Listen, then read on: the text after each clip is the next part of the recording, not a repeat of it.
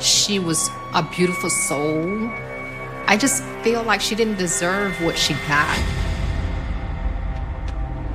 She had been stabbed upwards of 80 times, and one of those almost severed her spinal cord. I mean, that's some anger and some hate. Originally, it started out as arguments, but then they progressively got worse and ended up becoming physical. It looked like it spiraled out of control, and she didn't have no control of what was going on. All that resentment, all that rage, finally boiling over into a singular moment, that was their payback.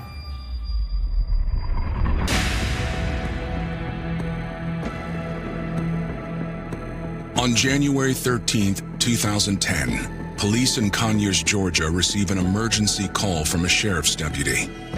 I was kind of winding down, getting ready to go home, and we get a call, maybe a homicide or a death, suspicious death in one of our local gated communities. The way the call came out, it didn't sound normal. So everybody from CID, let's all go. We all went at the same time. When I got to the neighborhood, there was a Rockdale County deputy there who told us that as he was driving, just happened to be driving through the neighborhood, I think he was serving civil papers, that a young girl came running out of a house or up to him saying that her mother was dead in the bathtub.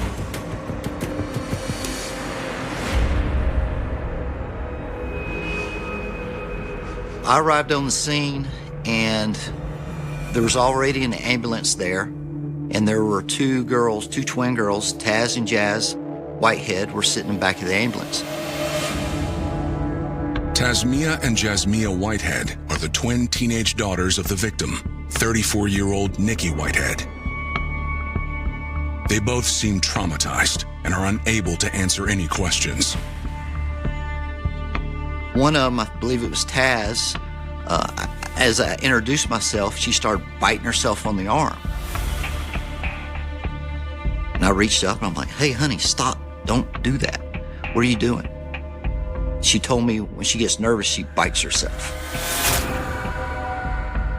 Sometimes people will self-harm. They'll cut, they'll burn themselves, they'll bite themselves because their emotional pain is so strong that they need something else to focus on. So they will inflict physical pain onto themselves so they don't feel that emotional turmoil. Detectives decide to let the girls calm down, so they go to investigate the crime scene. I walk in the house and I can see on the floor, there's blood all over the floor. Big stain, blood up all over the walls. We found the victim, Nikki Whitehead, in the bathtub. She had a nightgown on, there was water in the tub. She has suffered multiple stab wounds to her head and upper body. I've been in law enforcement 36 years, seen a lot, done a lot. SWAT, DEA, I've done all that. And this was perhaps one of the bloodiest scenes I'd ever seen. I close my eyes, I can still visualize the room quite clearly and where she was found. The brutal nature of the crime makes police wonder, who could have hated Nikki enough to do this? To me, this is really an up-close and personal crime. It really shows there's a lot of intimacy between the perpetrator and the victim.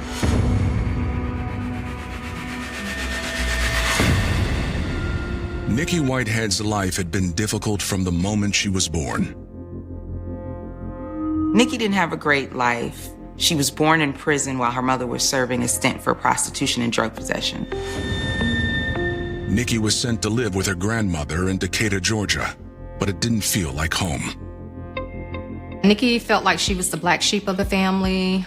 She never understood why she was being raised by her grandmother and not by her mom. So that is something that it troubled her. It bothered her.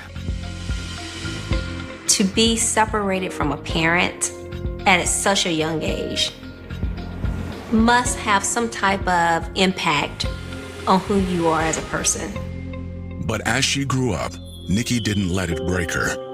You had to know Nikki as a person because she brought so much joy, to my life. She was a very funny person. She was a jokester. She was creative. She was a very fun, loving person. She was beautiful, had such a beautiful spirit. Nikki's grandmother did her best to prevent her from going down the same path as her mother. But in her teens, Nikki began to act out. Nikki and I, we did things that we shouldn't have been doing at the age that we were doing it. We were teenagers. All she really wanted was her mother's love, and she never got that. Instead, Nikki started looking for love in all the wrong places, hanging with the wrong crowd, with the wrong men. Nikki's grandmother, Della, tried to discipline her, and it didn't go over well. At the age of 16, she ended up moving out of her grandmother's home.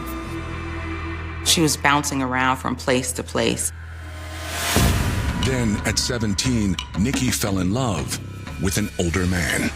Nikki and I would venture out to his club, not knowing that he was the owner of the club. He had interest in Nikki. They started dating. Shortly, it didn't take any time for Nikki to become pregnant.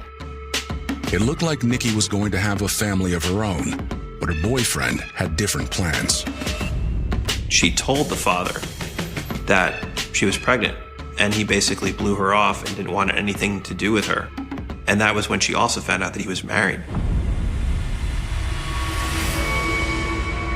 Nikki decided to go through with the pregnancy anyway. In 1993, when she was only 18, Nikki gave birth to two beautiful girls, Tasmia and Jasmia. We didn't know that she was carrying a set of twins. One was a split image of Nikki, and one was a split image of him.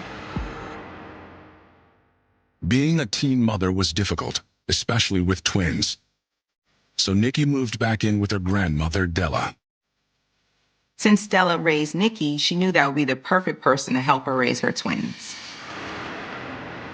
Nikki did everything she could to try to provide for the kids. She got her cosmetology license and she began to do hair, but most of the actual daily child care responsibilities fell on her grandmother because she was working so much. Over time, the stress and responsibility became more than Nikki could handle. Nikki really felt that she missed out on doing the things that a young adult would do. On the one hand, she has these two children that she needs to raise and be a mom, but on the other hand, she herself wants to enjoy life, and that really put her in a very difficult position. Knowing that Della would take care of the twins, Nikki started living the fast life again. She began hanging out and drinking. That meant the twins didn't get to spend much time with Nikki. But Della worked hard to try to make sure they grew up right. Thanks to Della, the girls began to thrive. They were very well behaved and excellent students. You had one that liked to play the piano. You had the other one that was a dancer. They was very mannerable, respectful. At the time, they were still saying yes, ma'am, and no, ma'am. Yes, sir, and no, sir. So, that speaks volume. The twins didn't really view Nikki as an authority figure because she hadn't really been that way to them up until this point. Instead, she was like the fun, loving older sister. Nikki had started off kind of rough. She was a young mom, and she still wanted to party like most young people want to do that are thrown into a situation where now I got to be an adult all of a sudden. But, over the 15, 16 years of her daughters, she had finally realized she wanted to straighten herself out. As she got older, she really wanted to be more of a mother figure in the girls' lives. So did her new boyfriend, a long-haul trucker named Robert. He was 30 years older than she was, but I think Nikki thought that this provided her the stability that she needed in her life. Robert really cared about Nikki's daughters, and he really wanted to be a father in their lives. And so he suggested that they move in together. The transition from being a fun older sister to a disciplinarian would be tough, however. And what Nikki was trying to teach and preach to them, do as I say and not as I do. And I don't think the kids took heed to that. But Nikki was determined to give the girls a good, stable life. For Jazz and Taz to be finally reunited with their mom, and then for them to have the rug pulled out from under them and find her murdered, there are no words. It's completely devastating.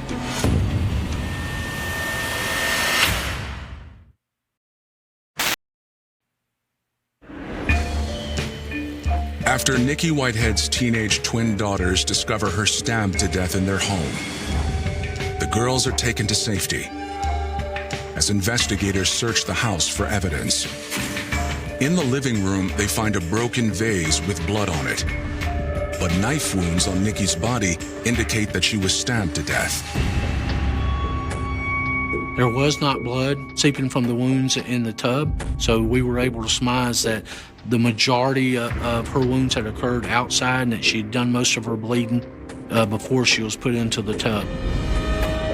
I've been involved in some shootings and things that were pretty bad, but this was just, there's blood all over the house. In the carpet, all through the bedroom. The bedroom that's where it took place. You know, it was like she was dragged. Like you could see the body on the carpet where she was, she was drugged into the bathtub. So yeah, it was something that it was out of a movie. The field crew was working on checking every garbage can, every drain pipe, looking for a murder weapon. We checked the house. And of course, like any house, the house had numerous knives in it, so we had to collect them and test each one for blood. There was no signs of forced entry anywhere in the house.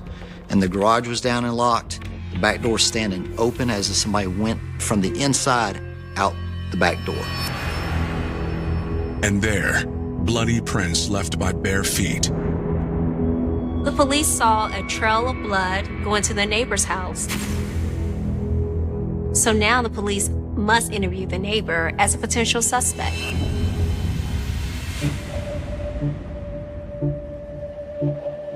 I find blood on the door frame. I'm like, okay. So bang on the door. A gentleman answers the door. I tell him who we are, why we're there, and he kind of already knew what was going on. I'm like, hey, we've got blood on your door right here. He told us that morning he had been listening to a popular Atlanta radio station and that he did hear somebody ring his doorbell and heard screaming, but that he just didn't respond to it. We surmised that the bare feet leading out had been Nikki and that at one point she had escaped, made it to the neighbor's house seeking help, and that someone had drug her back into the house. Police think the sounds the neighbor ignored may have been Nikki's last desperate cries for help. Asked him why he didn't open the door. He didn't answer. Pretty much just said it wasn't his business. He didn't want to be bothered. And that's sad because, if he had called 911, she very well could be here today. When detectives are finished at the crime scene, they return to the precinct where Rockdale County sheriffs have taken Nikki's twins.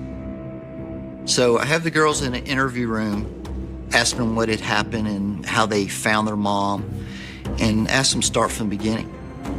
They said they left for school that morning at around 7:30 in the morning. Can you tell me what happened when you got home today? I just called fire to the bus. I noticed that gate was open.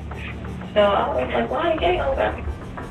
And you walked in and what happened? To the kitchen, I put my stuff down, and I went to her room. And so I seen the blood all in there on the floor. And I went in there and I seen her. What room was she in? In her room. Her room? Was she on the floor, on the bed? She was in the bathtub. In the bathtub?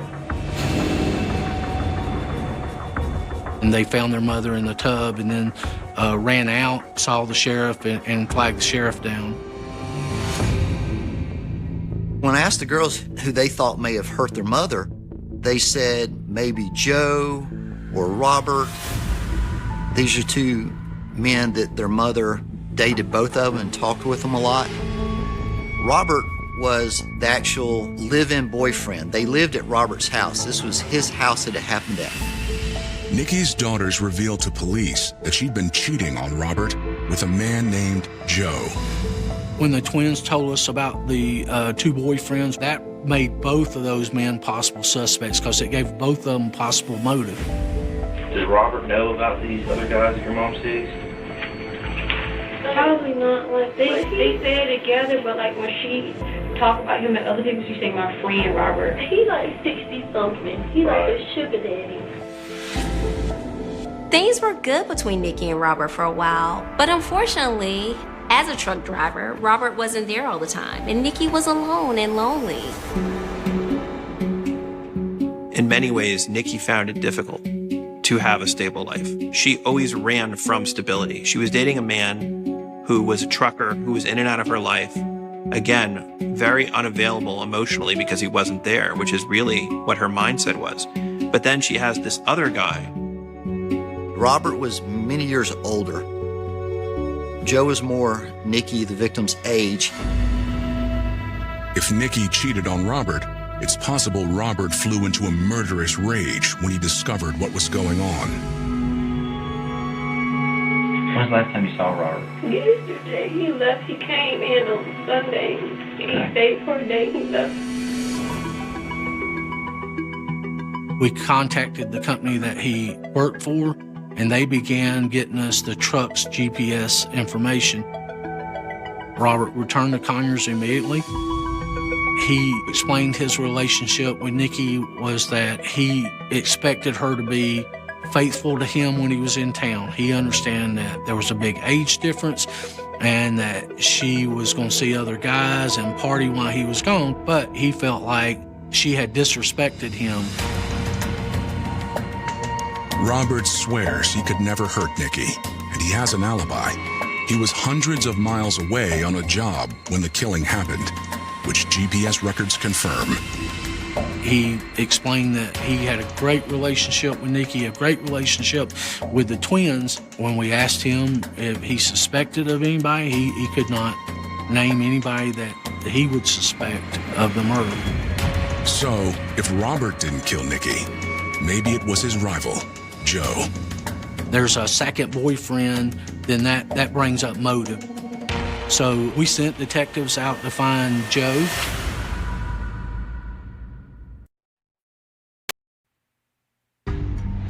After the stabbing death of Nikki Whitehead, Nikki's twin daughters tell police their mother was having an affair with a man named Joe, and she'd spoken with him the night before she died. The only thing was she was just drunk last night and she was loud but arguing with Joe. She was telling Joe not to come out there and not to come to her house, and that it had been a very angry argument. So we sent detectives out to find Joe. Joe's a barber in Atlanta, and they located the barbershop. There were several men hanging around out front, and they approached them and told them they were looking for Joe. So they got straight to the point and told them that Nikki had been murdered, and they were looking to notify Joe. Joe was absolutely devastated. He was visibly upset, and he had no idea that any of this had happened to Nikki. He seemed to be truly shocked and upset that somebody he'd been having a relationship with was dead. When we're telling him what happened, it was very honest. He didn't seem to be hiding anything. Joe admits that he and Nikki argued on the phone that night after she left his house, but not because he was jealous. Joe broke things off with Nikki because he started seeing someone else and it was getting pretty serious. But he also knew that Nikki also had someone else. She had Robert. And nothing was really going to happen with their relationship in light of those circumstances. We collected the surveillance video from his condominium, and we did in fact see Nikki come and go. And the times that Nikki came and left were consistent with what he said. He allowed us to examine his body, his hand, his arms. We knew from the crime scene that Nikki fought for her life, and we could see from the crime scene that it was not, somebody was toting some injuries from the fight, and he had no injuries. Joe was very emphatic that he wanted to cooperate with the investigation, and when we offered a polygraph test, he consented right away. The polygraphist indicated that Joe had no deception in his test. With their suspects cleared, investigators interview Tasmiyah and Jasmiyah again to go over the timeline of that day one more time. They claim their mother was drunk and stoned that morning. They told us that when they woke up for school, they were late, and they went to tell their mother they were leaving, and the mother's door was closed, and they knocked on the door, and Nikki didn't respond, and so they went ahead and left for school. They did miss the bus, but they walked to school, and that's about a 2-mile trip from their house. It's a long way to walk, but they did say they made it to school in time. The twins say they don't know of anyone else who'd want to hurt their mother. But detectives noticed something odd about their behavior.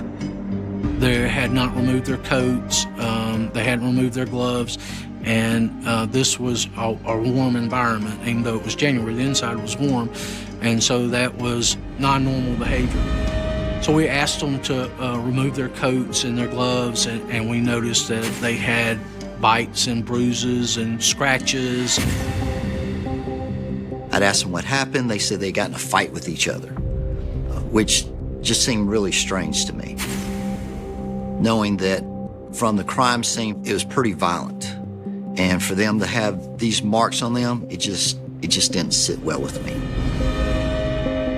I separated the twins and interviewed them separately and used all of the normal tactics of, well, you're not telling me what they're telling me, and these twins didn't waver at all.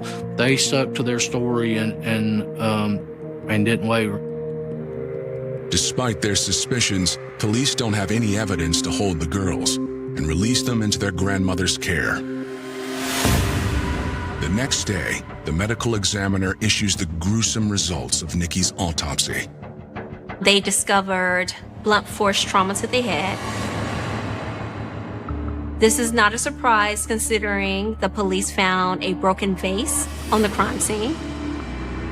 They also found more than 80 stab wounds to Nikki's body. One of those almost severed her spinal cord. I mean, that's some anger and some hate. That's some revenge and payback going on right there to stab somebody that much. More significantly, there is one thing the medical examiner didn't find. Autopsy also showed, contrary to what the twins had said, that she didn't have any alcohol or marijuana in her system. That was inconsistent, and that was our first indication of deceit from the girls. This was, okay, you're not telling us the truth, and let's investigate this.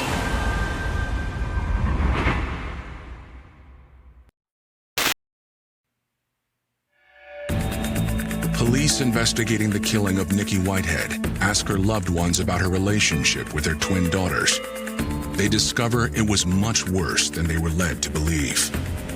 When we interviewed Nikki's best friend, Yucca, Yucca explained that there had been lots of problems between the twins and Nikki. They was just disrespecting her so badly, and I guess she couldn't control them. We did find out that the girls were known for skipping school when they lived with their grandmother, and when Nikki got custody of them back, they weren't allowed to do that, and they didn't like that. They liked the freedom they had. Also, they didn't really want to listen to Nikki because they thought Nikki was hypocritical, because here Nikki was telling them how to live their lives, and Nikki herself had had such a tumultuous existence, who was she? Was she the moral pillar that could tell them what to do? So as a role model, I think she really struggled to have the moral high ground. When Taz and Jazz started to rebel against Nikki, originally it started out as arguments, but then they progressively got worse and ended up becoming physical.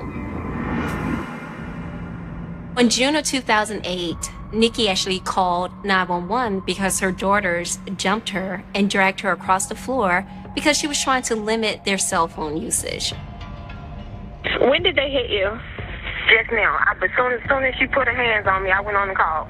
They keep on hitting me. Then, I might retaliate and have to put my hands on them, And it just be a big mess. So I'm just trying to prevent maybe something bigger happening. Up until that point, Nikki hadn't done anything about the abuse because she didn't want anyone to know. In the Black community, it's not often that you see a child abusing a parent. Nikki was embarrassed that she had lost control of her daughters to the point where they were the ones that were abusing her. These girls were very troubled, and their mother knew it. But in some way, she saw it as her own failing if she couldn't raise them. If someone else was raising them, that she was deficient in some way. But also, a mother has maternal instincts, and those instincts are very strong. So Nikki was not going to give up on those kids, no matter what. Despite Nikki's efforts, things only got worse. A few days before she was killed, she reached out to her best friend, Yucca Harris, with a disturbing and prophetic warning. She called me and she had told me that the girls were just really acting, behaving badly. And she felt like if anything happened to her, the kids did it. It was almost like I didn't believe Nikki, because I'm like, wait a minute, not, the twins, because they never projected that energy or, they never showed that side, what Nikki was portraying to me over the phone. Yucca told us that Nikki was so scared that she replaced the lock on her bedroom so that she had a deadbolt from inside because she was that fearful of the twins. In light of this new information, detectives take a closer look at the twins' whereabouts at the time of the slaying. They start by following the path the girls say they took to school. The detectives that were canvassing on foot made it about a mile away to a gas station. At that gas station was one of the locations that we noticed had surveillance video. On that surveillance video, we were able to see that the two girls had, in fact, walked up at 10 o'clock. Video from the school shows they arrived there at 10:15, 3 hours later than they claimed. That would have given them enough time to kill their mother. One interesting thing they did that we noted was the first trash can they came to, one of the twins walked up and discarded something into that trash can. We surmised that might have been the knife, but by the time we actually got to that point, the dumpsters had already been taken to the landfills. Another search of the house provides more incriminating evidence. We found shoes that were in the closet that had blood on the outside of them. There was no reason those shoes would have blood on them unless they had been in the room at the time blood occurred.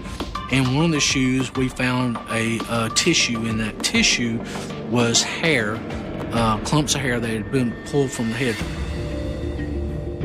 Also, what we found during our investigation search of the girls' rooms, we found a journal. There was a lot of negative things in there about their mom, a lot of hatred toward their mom. They had written back and forth, sort of like you would text nowadays. They had written back and forth to each other that if we're going to get out of here, we got to get rid of her. And the other one responded, yeah, we've got to get rid of her ASAP.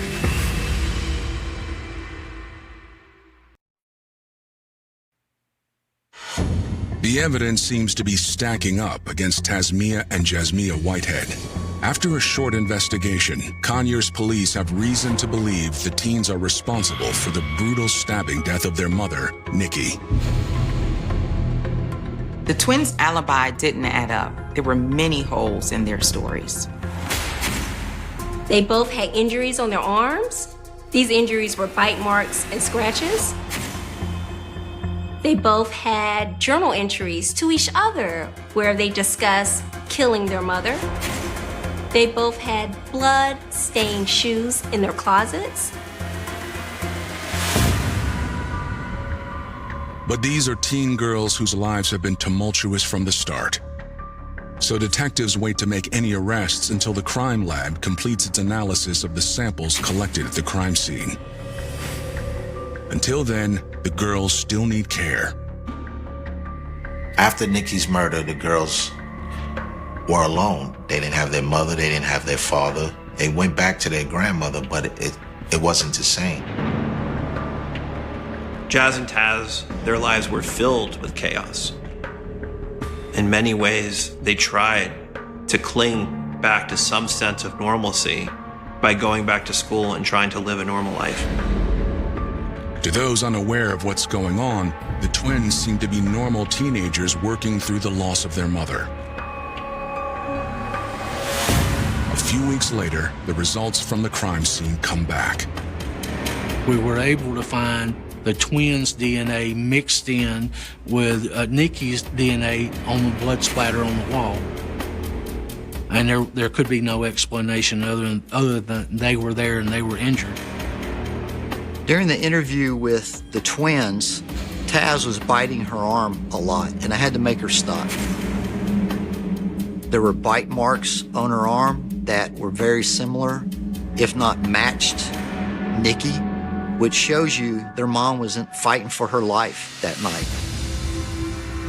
The lead detectives finally decided we have enough to present to the DA, and the DA agreed. Now we have enough to move forward and get justice for Nikki.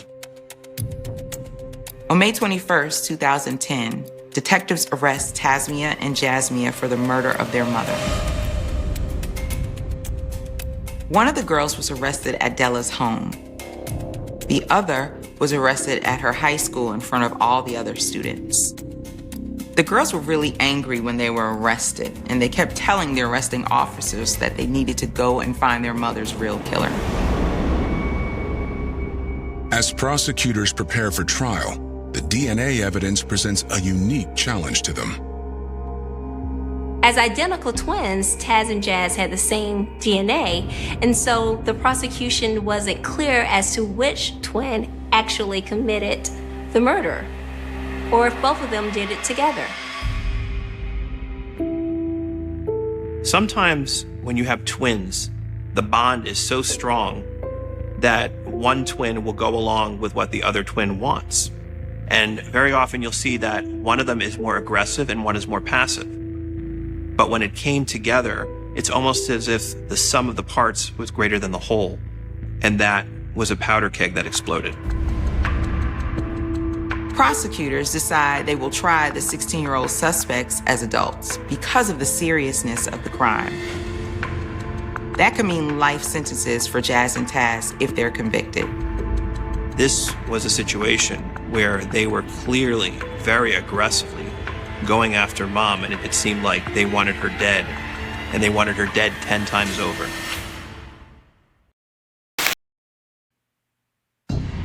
The case against 16-year-old sisters Tasmia and Jasmia Whitehead takes almost 3 years to make it to court. But in early 2013, a date is finally set for the twins to stand trial as adults for the killing of their mother, Nikki Whitehead. With the unsurmountable amount of evidence against them, the twins both know they're facing a potential life sentence if a jury convicts them. So their defense attorneys offer to provide prosecutors with a confession in exchange for a plea to lessen the charge and reduce their sentences.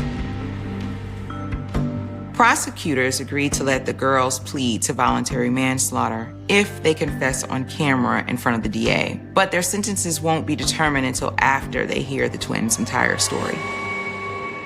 The district attorney interviews the twins separately, but their stories are identical.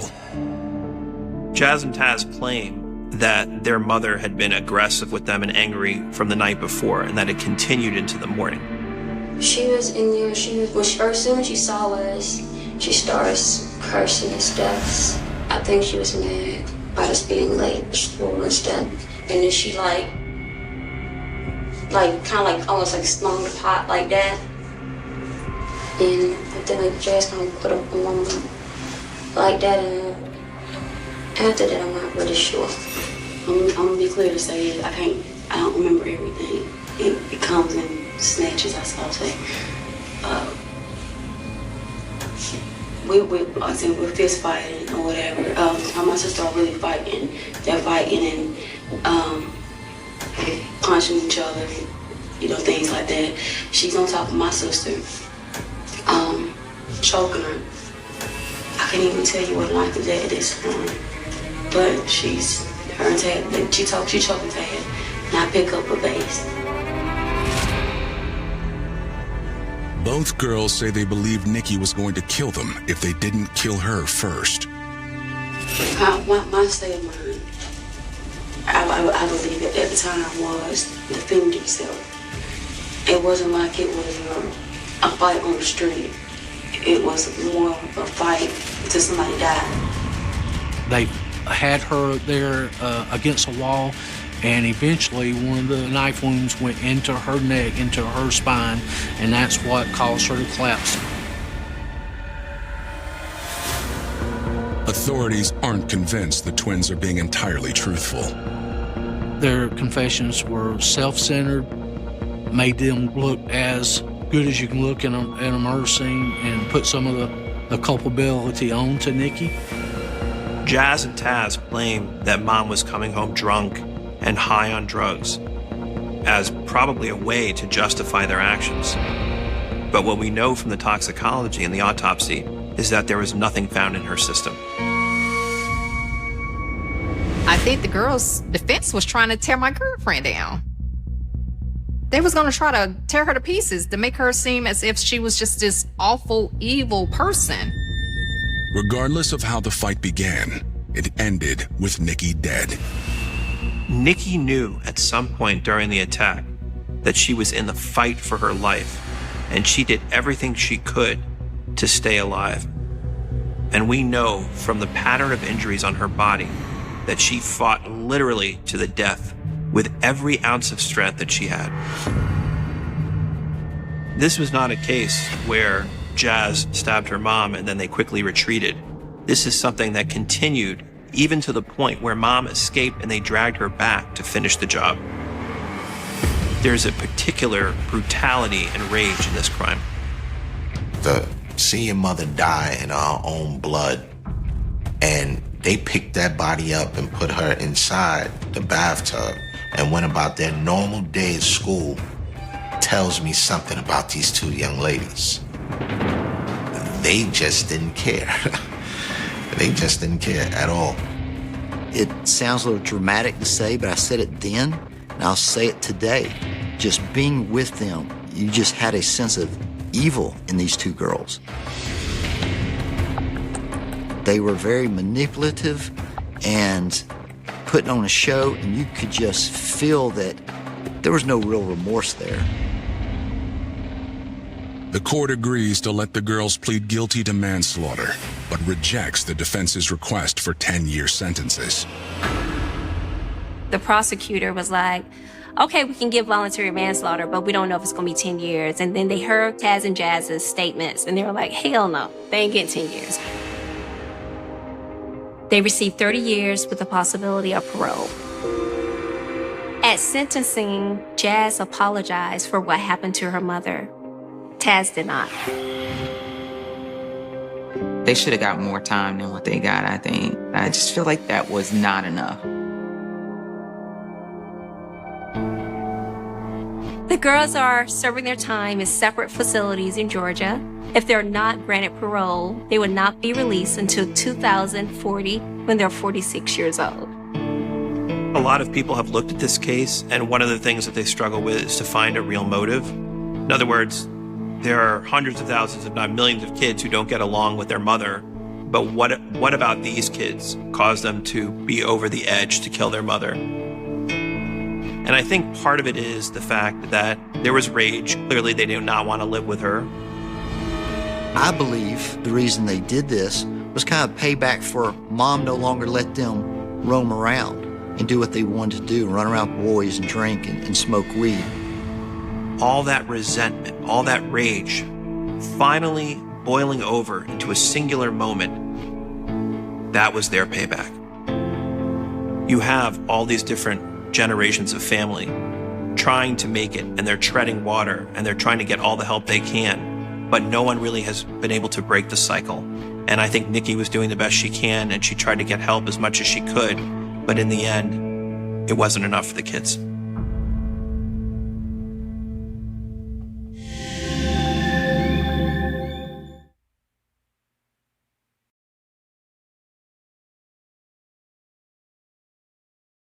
On a cold Montreal night, the kind that sinks into your bones and refuses to leave even after you step indoors, a siren cuts through the silence like a blade.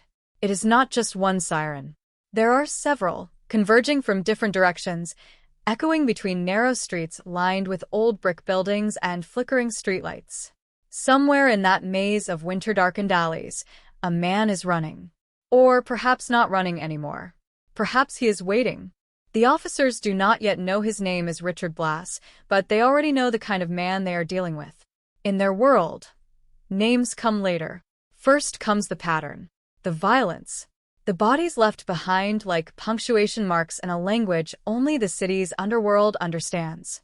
Tonight, that language has spoken again. And this time, it has spoken loudly enough to wake the entire system.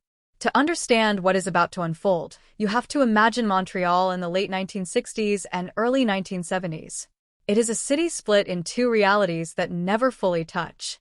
Above ground, there are cafes, winter festivals, families walking briskly through snow-covered sidewalks, their breath visible in the air like fleeting ghosts. Below that surface, however, another city breathes. A city of backroom deals, coded conversations, and sudden eruptions of violence that leave investigators staring at crime scenes that feel almost ritualistic in their brutality. It is in this second city that Richard Blass exists. Not as a shadow, but as something more dangerous. A disruption. A man who does not follow the rules even of those who live outside them. He was born in 1945 in Montreal into a world that offered him no obvious path toward infamy.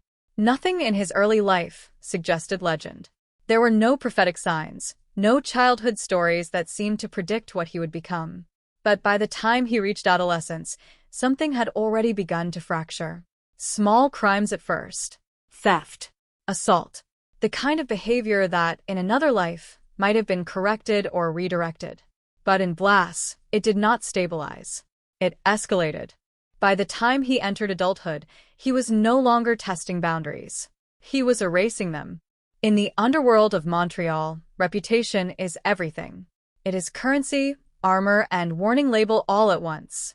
Blass understood this instinctively, but unlike many criminals who carefully construct their reputations to maintain alliances or avoid unnecessary attention, he built his on something far more volatile. Unpredictability. People who crossed paths with him in those early years would later struggle to describe him in consistent terms. Some said he was calm, almost detached, until the exact moment he wasn't. Others described sudden eruptions of violence that seemed disproportionate to whatever had triggered them. A look, a word, a perceived insult. There was no stable equation that explained when or why he would shift from stillness to destruction. And yet, he kept surviving. That alone began to give him weight in the criminal ecosystem of Montreal. Survival in that world is never accidental. It is interpreted as proof of competence, even when it should have been interpreted as luck. By the late 1960s, Blass was no longer just another name in police reports. He was becoming something more difficult to categorize. A participant in armed robberies. A figure connected to violent confrontations between rival groups. A man who did not merely witness chaos, but seemed to accelerate it wherever he appeared. And still, what unsettled people most was not the number of crimes attributed to him, but the nature of them. there was often no clear gain, no strategic advantage that could be cleanly identified. Violence, in Blas's case, sometimes appeared as the objective itself. Montreal during this period was fertile ground for organized crime. The city's economic expansion, combined with political tension and shifting cultural identity, created gaps in authority that criminal networks were quick to exploit. Within those gaps, figures like Blas did not simply survive, they evolved. He was not, however, a traditional leader. He did not build an empire. He did not construct a hierarchy beneath him. Instead, he moved like a force that passed through structures rather than anchoring within them. He aligned with groups temporarily, participated in operations, and then vanished into the margins again, often leaving behind consequences that others were forced to manage. Those who worked with him learned quickly that loyalty was not a currency he respected. Fear, on the other hand, seemed to register with him more clearly. Not fear directed at him, but fear as a condition of existence. The fear he created. The fear he observed in others. There are accounts from this period that describe him watching people during moments of tension with an almost clinical stillness, as if studying the exact point at which a human being transitions from confidence into panic. That observation would later become central to how law enforcement attempted to understand him. But at the time, it was simply another unsettling detail in an already unstable pattern. As his reputation grew, so did the intensity of his involvement in violent incidents. Armed robberies escalated into confrontations. Confrontations escalated into killings. And killings, in Blas's orbit, rarely followed predictable scripts. In one reported incident during a robbery, witnesses described a situation that had initially appeared routine for that environment. Armed men entering a location, demanding compliance, controlling the room. But something shifted. A delay in response. A hesitation. And suddenly, without a clear tactical reason, Blas allegedly escalated the situation into lethal violence. The transition was so abrupt that even those present struggled afterward to identify the exact moment when negotiations ceased to exist. This unpredictability became his signature. For law enforcement, this was the beginning of a different kind of problem. Traditional criminal profiling relies on patterns, motive, method, escalation. But Blas disrupted that framework. He was not simply violent. He was inconsistent in his violence. That inconsistency made him harder to anticipate, and therefore harder to contain. By the early 1970s, his name was circulating not only among police units, but within criminal circles as well. In the underworld, where reputation is often carefully curated, Blas's reputation spread in a more chaotic form. Stories multiplied, each more extreme than the last. Some of those stories were likely exaggerated. Others, investigators would later discover, were not. But myth and reality began to merge around him in a way that made separation increasingly difficult. What is clear is that by this point, Blas was involved in a series of violent conflicts between rival factions. These were not clean, organized wars with defined front lines. They were fragmented, opportunistic clashes, ambushes, retaliations, sudden disappearances. In this environment, Blas did not function as a strategist. He functioned as an unpredictable variable. And unpredictable variables in criminal ecosystems tend to attract attention from all sides. Police pressure increased.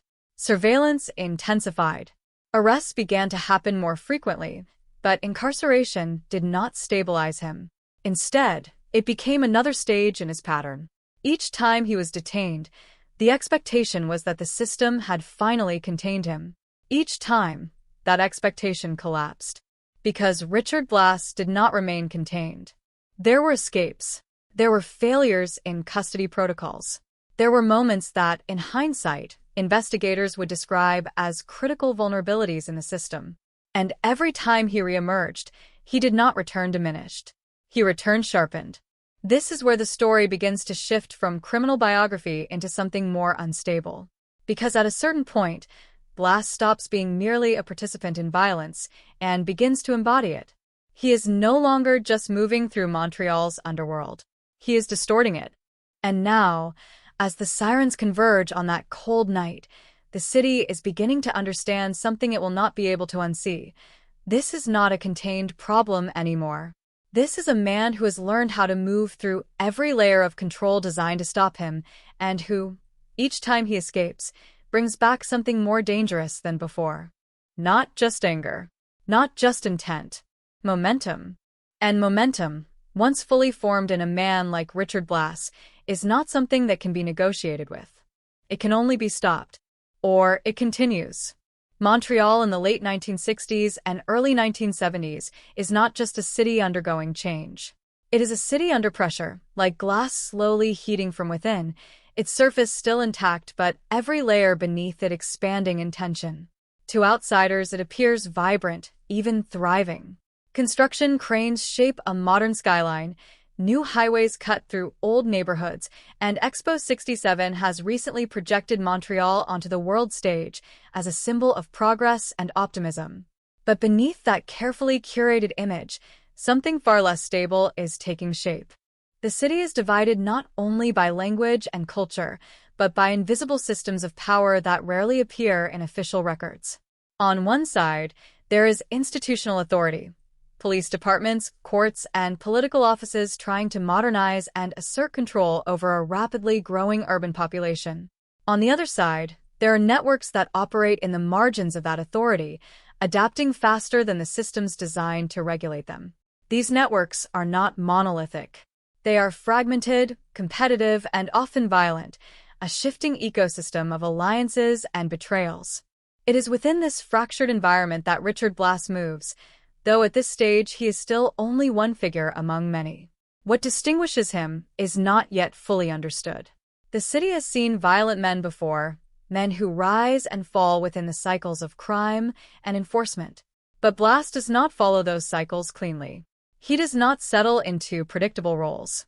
He does not become a stable node in any hierarchy. Instead, he behaves like a disruption that repeatedly reappears in different parts of the system. The streets themselves contribute to this instability. Montreal in this era is a city of contrasts so sharp they almost feel intentional. Wealth and poverty exist within walking distance of each other, separated by nothing more than blocks of concrete and snow-covered sidewalks. In some districts, life moves with a quiet rhythm, families entering and leaving apartment buildings, children playing in courtyards, the sound of church bells marking time. In others, the air is heavier, filled with the awareness that certain corners of the city belong to rules that are never written down.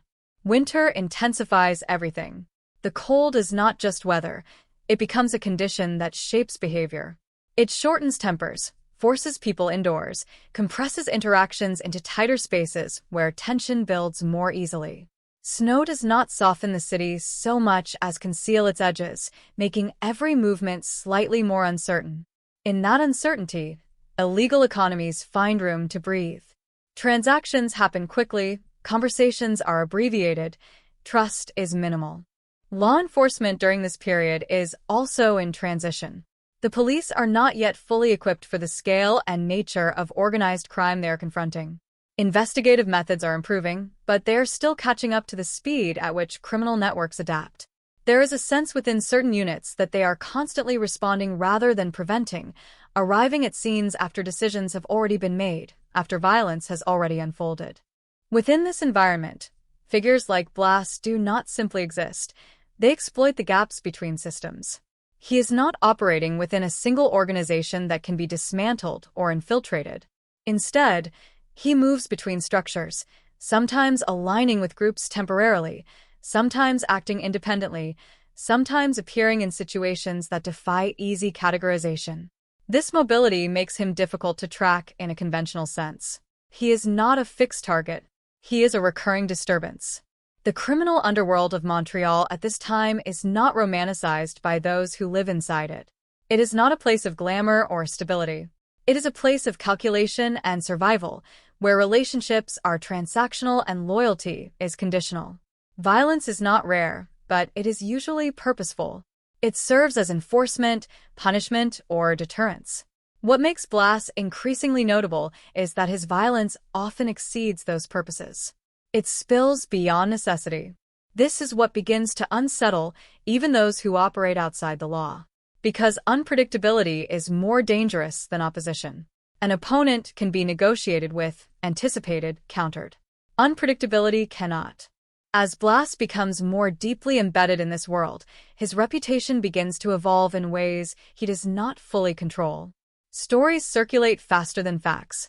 In some accounts, he is described as cold and calculating. In others, he is impulsive and explosive. Both versions may contain fragments of truth, but neither captures the full instability of his behavior. The inconsistency itself becomes the defining feature. At the same time, Montreal's prison system becomes a recurring part of his trajectory. Institutions such as Bordeaux Jail are not merely places of confinement. They are nodes within the same ecosystem, populated by individuals who move between incarceration and release as part of a larger cycle of criminal activity. Inside these institutions, power structures reform quickly. Influence is negotiated through reputation, intimidation, and alliances that often mirror those outside the walls. Blas does not disappear into these systems. He passes through them. And each time he does, he emerges with his position in the external world either unchanged or intensified. The expectation that incarceration will disrupt his trajectory begins to erode. Instead, it starts to function almost as an interruption rather than a conclusion. Outside the prison walls, the city continues to shift. Political tensions in Quebec during this period add another layer of instability. Questions of identity, language, and autonomy create a backdrop of uncertainty that permeates public life. While these issues are not directly tied to Blas's actions, they contribute to an environment in which institutional trust is uneven. When trust in authority is fragmented, enforcement becomes more difficult, and enforcement gaps become spaces where individuals like Blas can operate more freely. In neighborhoods where police presence is inconsistent or reactive rather than constant, criminal actors develop their own forms of order. These are not formal systems, but they are structured enough to function. Rules exist, but they are enforced through immediate consequence rather than legal process.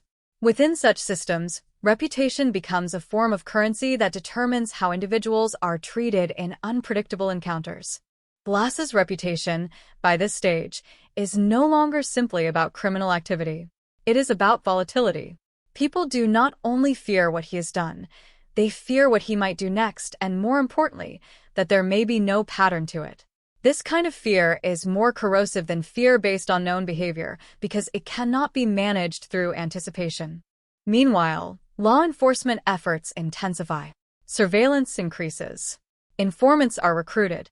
Investigative pressure builds around known associates and locations linked to violent incidents.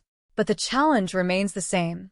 Blas does not remain in one place long enough to be fixed into a stable investigative frame. By the time a pattern is identified, he has already moved beyond it. There are moments during this period when authorities believe they are close to containment. Arrests are made. Charges are filed. Systems are set in motion that suggest resolution. Yet each time, the outcome fails to fully stabilize the situation. Whether through procedural failure, legal technicalities, or direct escape, Blas re-enters circulation. And each re-entry carries consequences. The city begins to accumulate traces of his presence in ways that are not always immediately visible. A series of violent incidents in one district, a sudden escalation in retaliation elsewhere. Conversations among investigators that begin to reference the same name with increasing frequency. At first, it is just another file among many. Then it becomes a recurring reference point. Eventually, it becomes a priority. What makes this period particularly significant is not a single defining event, but the accumulation of unresolved tension. The sense that something is building without yet revealing its final shape. Each incident adds weight, but not clarity. Each confrontation deepens concern, but does not resolve it. For those living within the city's everyday rhythms, much of this remains distant. Life continues in parallel tracks. People go to work, attend school, navigate winter streets, and try to maintain a sense of normalcy. But beneath that normalcy, there is an undercurrent of unease that occasionally surfaces in conversations, in headlines, in the cautious way certain neighborhoods are described. Montreal is not unaware of its own instability. It is simply learning to coexist with it. And in that coexistence, Richard Blass continues to move, not as an anomaly that the system has failed to recognize, but as something the system recognizes too late each time it appears. A recurring failure of containment, a pattern that resets itself just as it is being understood. The stage is now set not for a single act of violence, but for escalation, the kind that does not remain localized, the kind that forces systems to respond at their limits, the kind that turns a criminal figure into a focal point for everything the city is struggling to control but cannot yet fully grasp. And somewhere within this layered city of snow, tension, and fractured authority, the next phase of Blass's trajectory is already in motion, even if no one yet has the full picture of what that motion will ultimately cost. Before Richard Blass becomes a name that circulates through police reports and whispered warnings in Montreal's underworld, there are people who know him in a much quieter context. People who do not yet associate his presence with fear, but with something more ordinary and, in hindsight, far more unsettling. Inconsistency. A boy who can be calm one moment and detached the next. A young man whose moods seem to shift without warning, as if something inside him is constantly recalibrating but never settling into balance. He is born in 1945 in Montreal, into a working-class environment that offers no obvious explanation for what he will later become. There is no single traumatic origin that neatly accounts for his trajectory, no dramatic childhood event that investigators can later point to as the turning point. Instead, there is fragmentation. Small signs that do not initially appear connected. Minor thefts. School disruptions. Conflicts that escalate faster than they should. Interactions where his response feels disproportionate to the situation at hand. In the beginning, these behaviors are dismissed as adolescent instability, the kind of trouble that many young men pass through and eventually outgrow. But in Blass, nothing resolves. It only accumulates. Those who knew him in his early years later struggle to reconstruct a consistent image of his personality. Some describe him as quiet, even reserved, someone who could sit in a room without drawing attention to himself. Others remember sudden flashes of aggression, moments where something in his expression would change so abruptly that it felt as if a different person had taken his place. There is no stable narrative that holds these impressions together comfortably. This lack of internal consistency becomes, in retrospect, one of the earliest warning signs. But at the time, there is no framework to interpret it. Psychology is not yet widely applied to understanding patterns of criminal escalation in everyday environments, and the systems around him are not looking for long-term developmental trajectories. They are reacting to immediate events. By adolescence, Blass has already begun to interact with the legal system in a way that suggests a pattern forming beneath the surface. Petty thefts become more frequent. Physical altercations escalate in intensity. There is a sense among those who encounter him that he does not fully register consequences in the same way others do. Not in the sense of ignorance, but in the sense of detachment from the future implications of present actions. Montreal during this time is not a passive backdrop. It is a city in motion, expanding physically and socially, absorbing waves of migration and industrial change. Neighborhoods are shifting, economies are evolving, and with that evolution comes instability in social structures that were once more tightly controlled.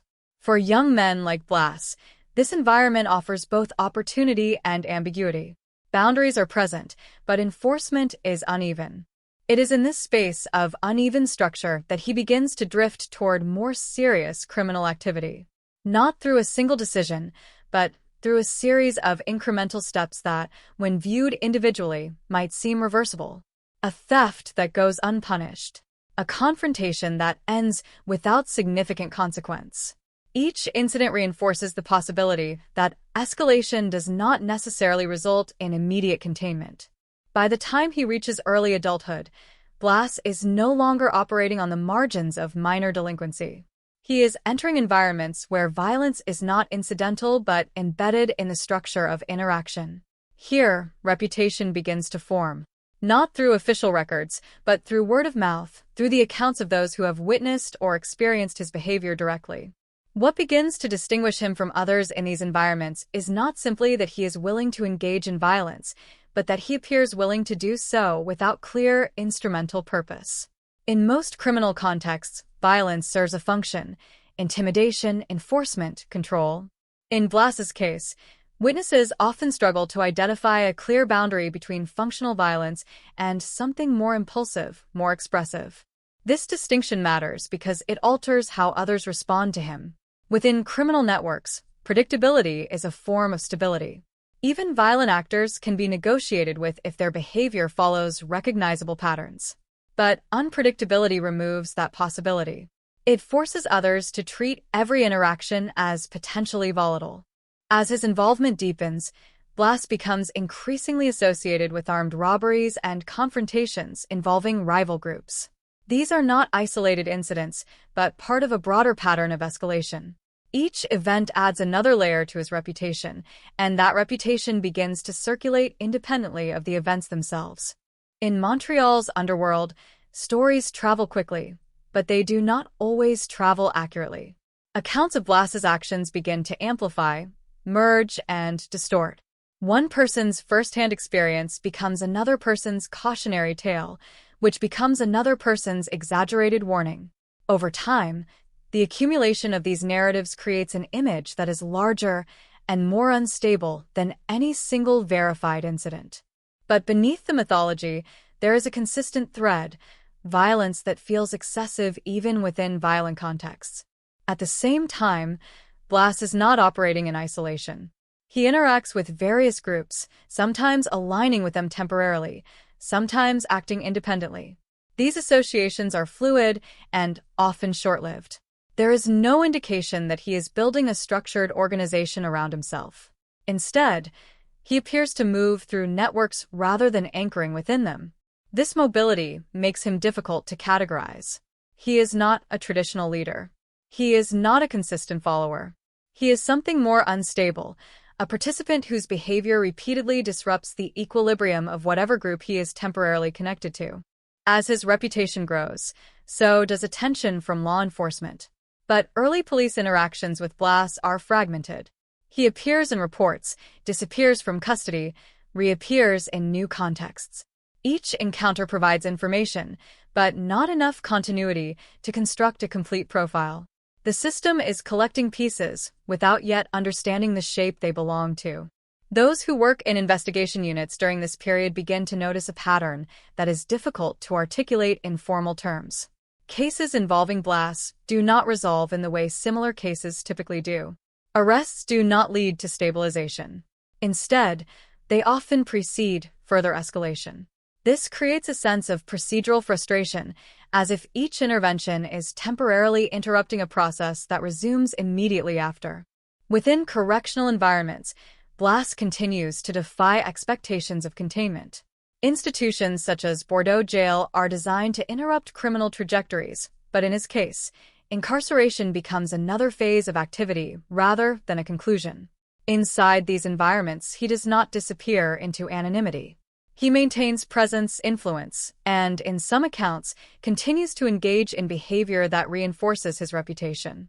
The idea that imprisonment functions as a reset point does not apply cleanly to him. Instead, each cycle of detention and release appears to contribute to a cumulative escalation rather than a reduction in risk. Outside these institutions, the city continues to absorb the effects of his actions. Not in a centralized or immediately visible way, but through localized disruptions. A robbery that escalates unexpectedly. A confrontation that leaves multiple casualties. A pattern of incidents that begin to cluster around certain areas and networks. For those attempting to map his behavior, the challenge is not lack of data, but lack of coherence. The information exists, but it does not form a stable narrative. It resists simplification. This is the stage at which Richard Blas is no longer simply a criminal actor within Montreal's underworld. He is becoming something more difficult to define, a variable that repeatedly destabilizes the systems it enters. Not because he is everywhere, but because wherever he appears, the expected rules of engagement begin to fail. And as this pattern continues to develop, the distance between his actions and their consequences begins to shrink in a way that suggests escalation is no longer episodic. It is continuous. By the time Richard Blas fully emerges as a recognizable force in Montreal's criminal landscape, violence is no longer an occasional feature of his life. It has become the environment he moves through, the language he speaks fluently without hesitation. What once appeared as isolated incidents has now evolved into a continuous pattern, one that escalates not only in frequency but in intensity, as if each act is no longer an endpoint but a stepping stone towards something increasingly irreversible. The most chilling aspect of this period is not just what happens, but how quickly it happens. There is often no long build-up, no visible negotiation, no drawn-out confrontation. Instead, there are sudden ruptures in otherwise ordinary situations. A meeting that begins with the expectation of exchange ends in chaos. A moment that appears under control collapses into violence within seconds. Witnesses frequently describe the same sensation, that the shift is so abrupt it feels almost unreal, as if reality itself has skipped a step. Montreal's underworld at this time is already accustomed to violence. It is not a world where conflict is unusual, but even within that environment, Blas begins to stand out for the unpredictability of his actions. Other violent actors often operate within certain understood boundaries. There are rules, even if they are unspoken. Retaliation follows offense. Force is often proportional to threat. Even in illegal systems, logic exists in some form. Blas disrupts that logic. There are accounts of robberies where compliance might have been expected to resolve the situation, yet violence still erupts. There are situations where control appears to have been established, only for him to escalate without clear strategic benefit. These moments begin to accumulate in police files, each one adding to a growing sense that this is not simply criminal activity in the conventional sense, but something more unstable. One of the defining features of this phase is the inability of observers to predict thresholds. In most cases of violent crime, there is a point at which tension escalates toward action. In Blas's case, that threshold appears inconsistent. Sometimes it is triggered by resistance, sometimes by delay, sometimes by something as minor as a perceived slight. And sometimes, according to fragmented witness accounts, there is no visible trigger at all. This unpredictability creates an atmosphere of heightened caution among those who operate in the same spaces. Individuals who might otherwise engage in risky interactions begin to reassess their assumptions. Negotiations become more cautious. Encounters more guarded. The presence of Blas in a situation changes the perceived rules of engagement, even before he acts. Law enforcement, meanwhile, is beginning to treat him not as a peripheral figure, but as a central concern.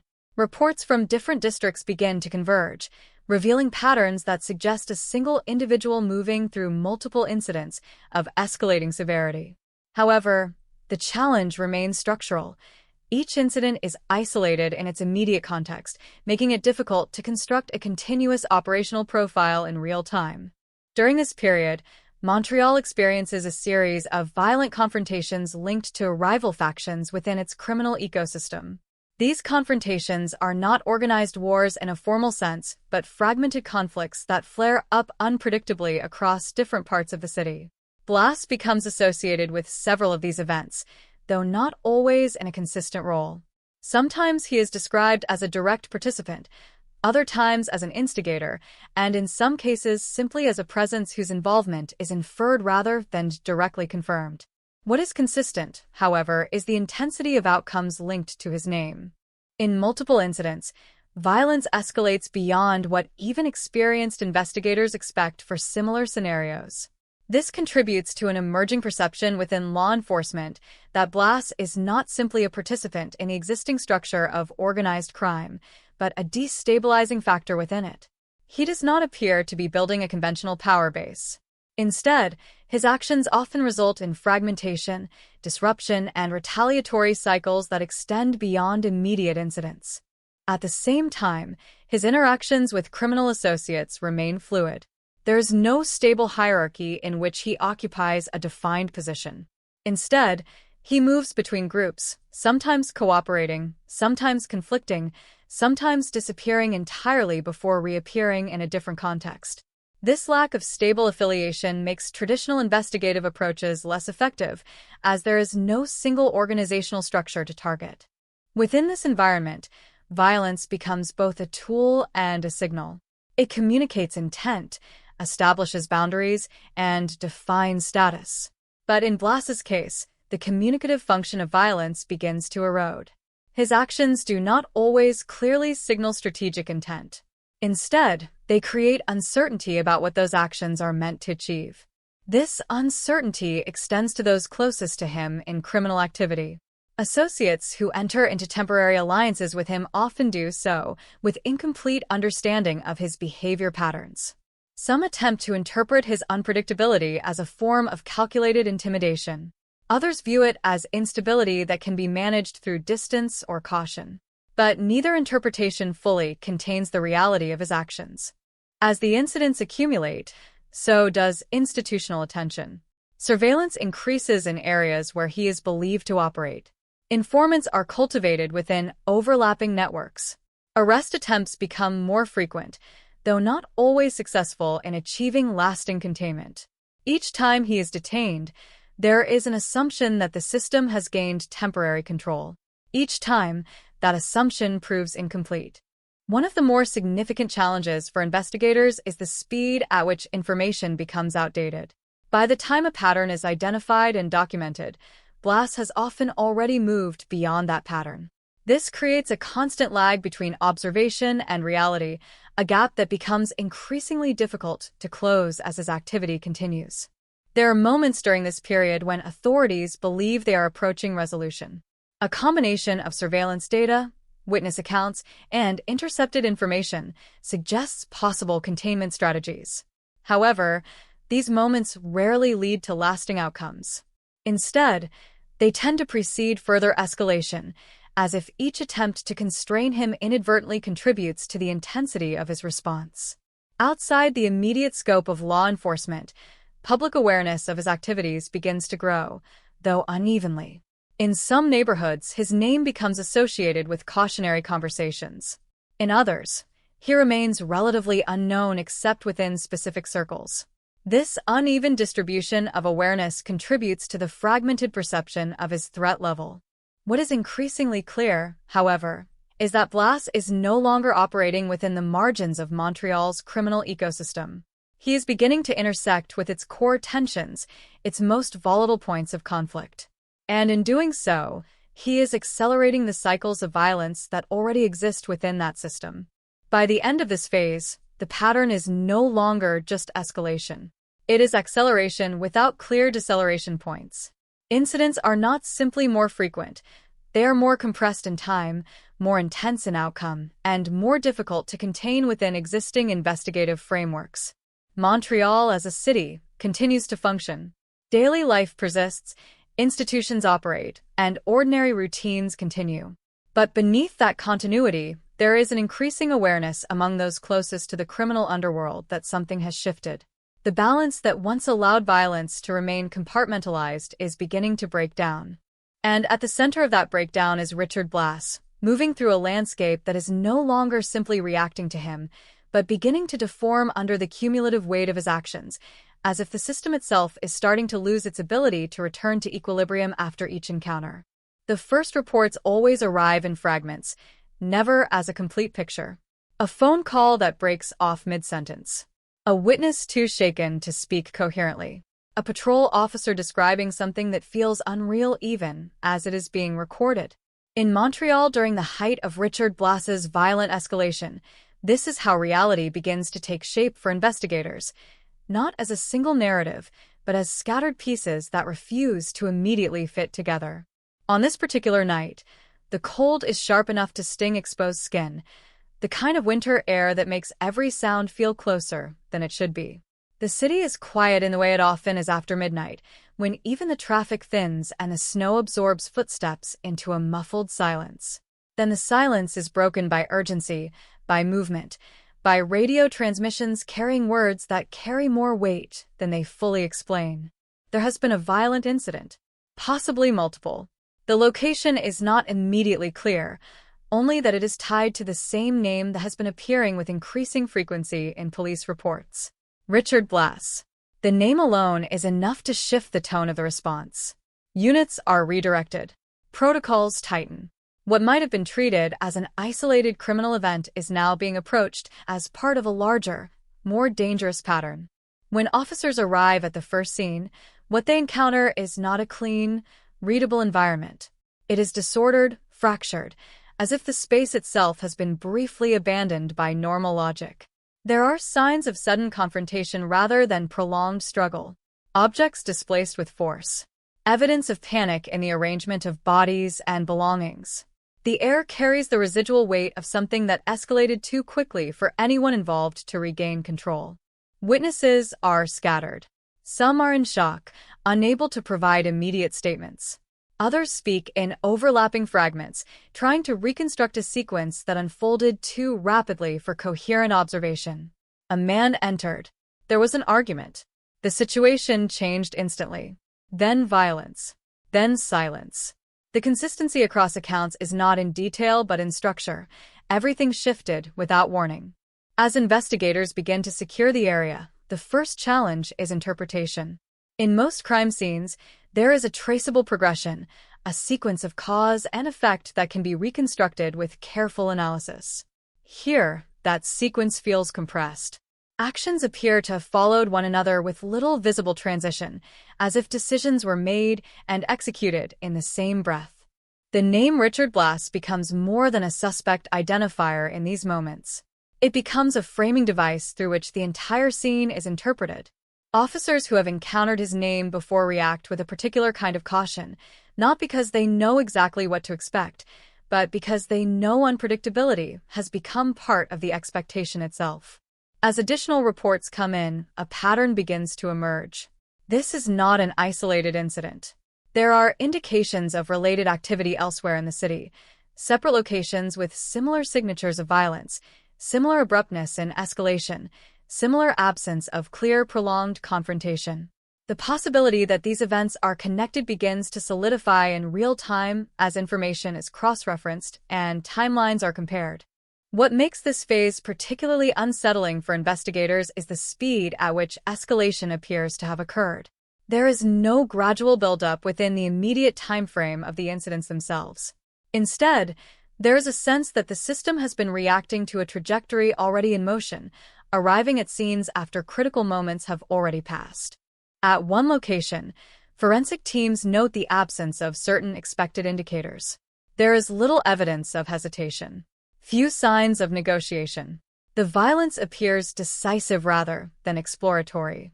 This contributes to a growing interpretation among investigators that the perpetrator is not improvising in a traditional sense, but acting with a level of internal certainty that does not require external validation or escalation cues.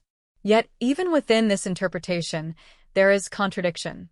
The same set of incidents that appear deliberate in execution also appear inconsistent in motive. Some acts suggest targeted intent, while others seem disproportionately excessive relative to any apparent objective. This duality complicates profiling efforts, as it resists classification within standard behavioral categories. As the night progresses, more information converges. Communications between units reveal that similar scenes have been reported across different parts of Montreal. The geographic spread suggests mobility and coordination, but not necessarily within a structured operational framework. Instead, it appears as if a single force is moving through multiple points in the city, leaving behind disruption in its wake. The difficulty for investigators is not only in tracking movement, but in interpreting intent. Every scene provides evidence of action, but not always clarity of purpose. And in the absence of clear purpose, analysis becomes reliant on pattern recognition rather than definitive explanation. Among those working the case, there is a growing awareness that they are not dealing with a static subject. Blass is not being located in the aftermath of actions that are already complete. He is still active within the system as information is being processed. This creates a sense of temporal pressure, where every delay in understanding increases the risk of additional incidents occurring elsewhere. At one point during the night, a report arrives that suggests a possible sighting. It is unconfirmed, fragmented, based on partial observation in poor visibility conditions. But it is enough to redirect attention. Units are repositioned. Roads are monitored. The city, already tense, becomes even more reactive, as if it is now responding not just to events, but to the possibility of events still unfolding. What follows is not a clean pursuit in the conventional sense. It is more like a series of intersecting movements, each informed by incomplete information. Checkpoints are established. Areas are searched. Communication lines remain open as fragments of new data continue to arrive. The sense among officers is that they are closing distance, but without certainty about direction. Meanwhile, the earlier scenes remain active points of analysis. Evidence is being cataloged, witnesses are being interviewed, and preliminary conclusions are being formed, but nothing yet provides a complete explanatory framework. The violence remains partially opaque, resistant to full reconstruction. It is in this accumulation of partial understanding that the gravity of the situation becomes clearer. This is not a single contained event. It is a sequence of incidents linked by behavior that appears consistent in its unpredictability. And at the center of that sequence is a figure whose actions do not align neatly with expected criminal patterns. As dawn approaches, the city has not resolved into clarity.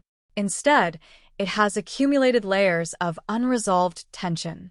Multiple locations remain active in investigation. Multiple narratives remain incomplete. And the figure of Richard Blass, whether directly observed or inferred through evidence, remains at the center of an expanding field of uncertainty. The discovery phase does not bring closure. It brings recognition of scale. What has occurred is not an isolated rupture in order, but a widening disturbance that has moved through multiple layers of the city in a short span of time, leaving behind a network of scenes that investigators are only beginning to connect. And as the first light begins to touch the streets of Montreal, the most unsettling realization is not what has already been found, but what the pattern of those findings suggests about what may still be unresolved, still in motion, still unfolding somewhere just beyond the current reach of understanding. By the time the investigation into Richard Blass reaches its most intense phase, the structure of the case has already begun to fracture under its own complexity. What started as a series of violent incidents is now a sprawling, unstable network of leads, contradictions, and incomplete narratives. Every new piece of information seems to generate two more questions, and every attempted conclusion collapses under the weight of missing context. Detectives working the case are no longer dealing with a single crime scene, or even a single sequence of events. They are dealing with a moving target that exists as much in interpretation as in reality. Blass is not consistently present at every location tied to his name, yet his influence appears in the patterns of escalation, the abruptness of violence, and the lack of conventional motive that defines many of the incidents under review. The first phase of the investigation focuses on mapping connections. Known associates are identified, questioned, and monitored. Some have clear links to Blass through prior criminal activity, while others are only loosely connected through overlapping social or criminal circles. Yet even these attempts at mapping produce inconsistent results. Relationships that appear significant in one context dissolve under scrutiny in another. Alliances that seem stable on paper prove fluid in practice. One of the most frustrating challenges for investigators is the absence of a fixed operational structure. There is no central organization that can be infiltrated or dismantled. Instead, there is a shifting ecosystem of individuals, some of whom interact with Blass directly, others indirectly, and many of whom seem to move in and out of his orbit without clear continuity. This makes it difficult to establish a reliable chain of command or influence. At the same time, witness testimony continues to arrive, but it is fragmented and often contradictory. Some describe Blass as physically present at key incidents, while others place him elsewhere at the same time. These inconsistencies are not necessarily indicative of fabrication, but rather of the chaotic nature of the environments in which these events occur. Poor visibility, rapid escalation, and emotional shock all contribute to unreliable recollection. In several cases, witnesses agree on only one detail: the speed at which situations escalate once Blass is involved.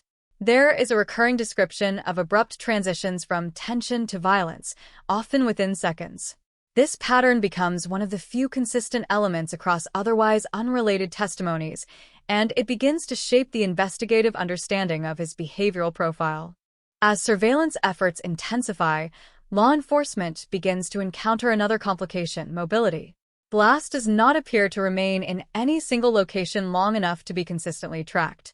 Instead, he moves through different districts of Montreal and surrounding areas in a way that suggests both awareness of law enforcement pressure and a deliberate avoidance of predictable patterns.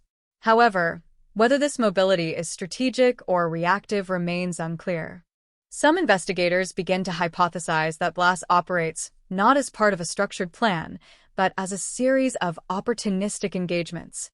This theory suggests that rather than executing a long-term strategy, he responds to immediate circumstances with extreme force, creating cascading effects that draw attention and resources. Others reject this interpretation, arguing that the consistency of violence across incidents indicates a deeper, albeit non-traditional, logic. The debate within investigative teams reflects a broader uncertainty about how to categorize him. Traditional criminal profiling relies on identifiable motivations: financial gain, territorial control, personal vendetta, ideological drivers. In Blas's case, these categories do not neatly apply. While some incidents may align with material objectives, others appear to exceed any rational cost-benefit analysis. As the investigation deepens, attention turns to incarceration records and prior escapes. Blas has been detained multiple times, yet containment has never resulted in long-term stabilization of his activity. Each period of incarceration appears to function less as a disruption and more as a pause, after which his involvement in violent incidents resumes, often with increased intensity. The most significant of these escapes becomes a focal point in the investigation. Records from Bordeaux jail reveal procedural gaps, moments where supervision was insufficient or coordination between units failed. These gaps are scrutinized not only for accountability, but for insight into how Blas manages to re-enter the external environment with such consistency. Yet, even this line of inquiry does not yield a complete explanation. The escapes are treated as critical events, but they do not fully account for the scale or nature of his subsequent actions. Meanwhile, field investigations continue across Montreal. Officers are deployed to locations associated with recent incidents, collecting physical evidence, interviewing remaining witnesses, and attempting to reconstruct timelines. However, the nature of the scenes themselves complicates this process. Many lack clear sequential indicators, making it difficult to establish precise chronologies. In some cases, forensic evidence suggests rapid escalation without prolonged interaction. In others, the absence of expected forensic markers raises further questions about what transpired. Each scene adds data, but not always clarity. Instead of converging toward a single narrative, the investigation expands into multiple possible interpretations. Compounding these difficulties is the psychological effect on those involved in the case. Detectives and officers begin to describe a sense of fatigue, not just from workload, but from conceptual instability. The inability to form a coherent picture of events creates a persistent sense of uncertainty that affects decision-making processes. In such an environment, even routine judgments become more cautious, more fragmented. Despite these challenges, certain patterns begin to emerge with increasing clarity. There is a concentration of incidents linked by timing, proximity, and behavioral similarity. While not all can be definitively attributed to Blas with equal certainty, the convergence of evidence suggests a level of involvement that cannot be dismissed as coincidence. As pressure increases, efforts to locate and contain him intensify. Surveillance expands into broader areas, informant networks are activated, and coordination between different police units becomes more frequent. Yet every advancement in tracking is met with new gaps in visibility. Blas continues to operate in spaces that resist sustained observation. The investigation reaches a point where it is no longer solely reactive. It becomes anticipatory. Units are not only responding to confirmed incidents but preparing for potential ones based on emerging patterns. This shift reflects a growing recognition that the threat is not static but ongoing. At the center of this evolving situation remains a figure who is increasingly difficult to define within conventional investigative frameworks: Richard Blass is no longer simply a suspect in a series of violent acts. He has become the focal point of a broader investigative challenge: how to understand and respond to behavior that does not conform to expected patterns of criminal escalation. And as the investigation continues to unfold, one realization becomes increasingly unavoidable. The more effort is made to contain and define him, the more the structure of the case itself begins to reflect the same instability that defines his actions, as if the system attempting to understand him is slowly being drawn into the same pattern of fragmentation it is trying to resolve. By the time the investigation into Richard Blass reaches its turning point, there is a growing sense among those involved that the case is no longer progressing in a linear direction. It has become something more unstable, more reactive, as if every attempt to impose order on it only accelerates its fragmentation. Files are thicker, timelines more complex, and yet clarity feels further away than ever. The breakthrough does not arrive as a single moment of revelation. It comes instead as an accumulation of small inconsistencies finally converging into something that can no longer be ignored. Different units begin comparing notes across separate incidents, and for the first time, patterns that were previously dismissed as coincidence start to align with uncomfortable precision. Similarities in method, timing, and behavioral signatures begin to suggest not multiple unrelated actors, but a single, recurring presence moving through the system. What forces this shift is not one dramatic piece of evidence, but the failure of alternative explanations. Each new incident that is analyzed independently seems plausible in isolation, yet when placed alongside others, the probability of coincidence begins to collapse. The violence is too specific in its abruptness, too consistent in its unpredictability, and too frequent in its appearance across disconnected locations. As analysts revisit older files, they begin to reevaluate earlier assumptions. Incidents once attributed to separate groups or spontaneous criminal escalation are now reconsidered under a unified lens. In doing so, they begin to see traces of a pattern that was previously obscured by fragmentation. Certain behavioral signatures begin to repeat: sudden escalation without negotiation, rapid disengagement after peak violence, and a recurring absence of structured planning and execution. At the center of this reevaluation is a growing realization that traditional investigative categories may not fully apply. The framework used to understand organized crime assumes hierarchy, communication, and continuity. Yet the pattern emerging in relation to Blass does not consistently conform to those expectations. Instead, it appears episodic, volatile, and highly adaptive, operating outside the boundaries of stable organizational behavior. The breakthrough intensifies when cross-referenced intelligence from different jurisdictions begins to align. Reports from separate districts, previously treated as unrelated, now show overlapping timelines and behavioral consistencies. Witness descriptions, though varied in detail, converge around certain recurring elements: a rapid shift from calm to violence, a lack of visible hesitation, and an intensity that seems disproportionate to situational triggers. This convergence forces a reorganization of investigative priorities. What was once treated as a collection of individual cases is now reframed as part of a larger, connected pattern of activity.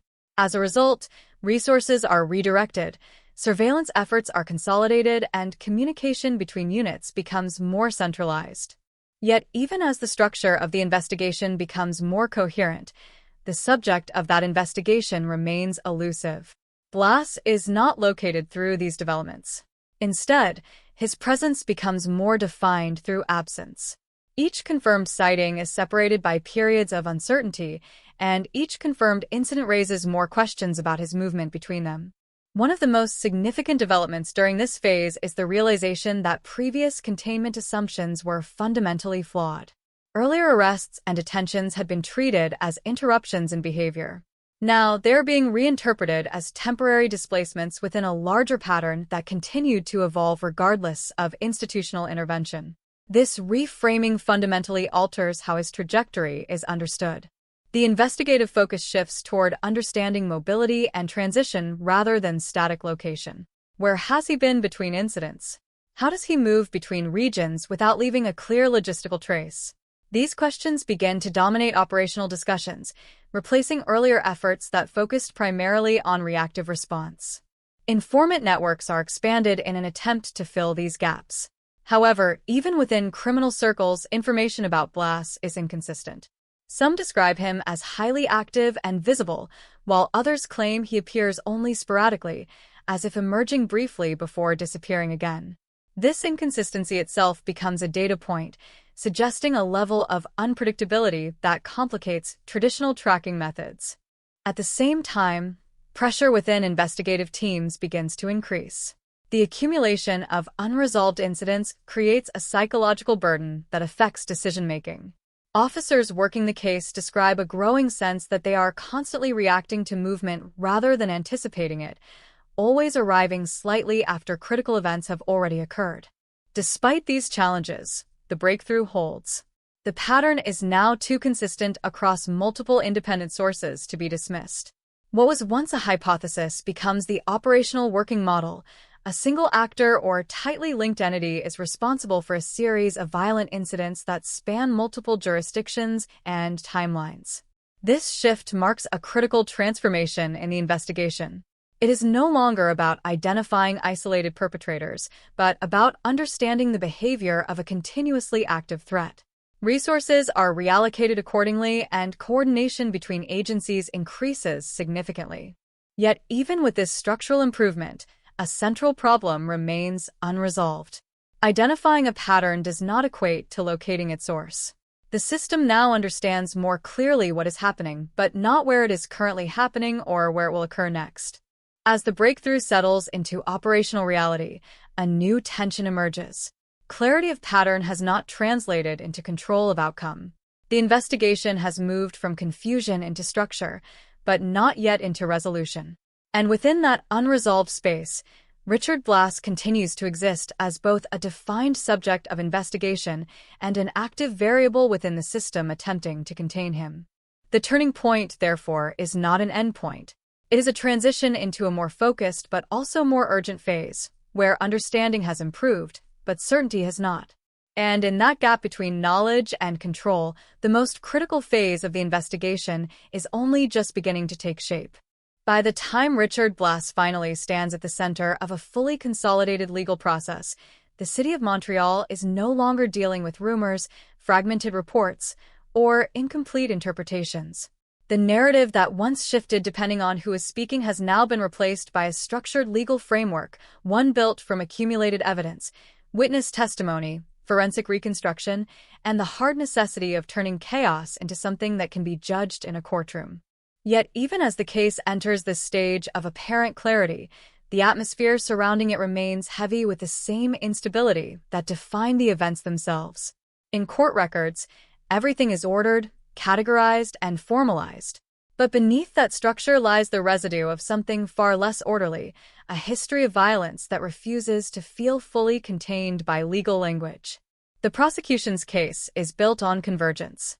Multiple incidents that once appeared disconnected are now presented as part of a consistent behavioral trajectory. Witness statements, physical evidence, and investigative reconstructions are aligned to demonstrate continuity. The argument is not only that Blas committed specific acts, but that those acts form a recognizable pattern of escalating violence across time and space. In the courtroom, this transformation of chaos into narrative is both necessary and deeply unsettling. Necessary because the legal system requires structure in order to function. Unsettling because that structure can never fully capture the lived reality of what occurred during the incidents themselves. The abruptness of violence, the fear of witnesses, the fragmentation of perception during moments of crisis, all of this is reduced into testimony and documentation. Blas himself becomes a paradoxical presence in this environment. On one hand, he is the central figure of the case, the focal point around which all evidence is organized. On the other hand, the courtroom setting strips away much of the volatility that defined him in the field. Seated, observed, and constrained by procedural formality, he is no longer the moving force through the city, but a static subject within a controlled space.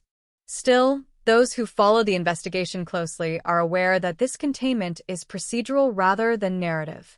The person who once moved unpredictably through Montreal's criminal landscape is now present in a different form, translated into legal categories of responsibility and culpability. The tension between these two versions of him, the active and the contained, runs quietly beneath the proceedings. Witnesses take the stand one by one, each reconstructing fragments of events that were often experienced under extreme stress and limited visibility. Their accounts carry the weight of memory filtered through shock, time, and incomplete understanding. Some describe moments of sudden escalation where situations changed in seconds, where control dissolved without warning.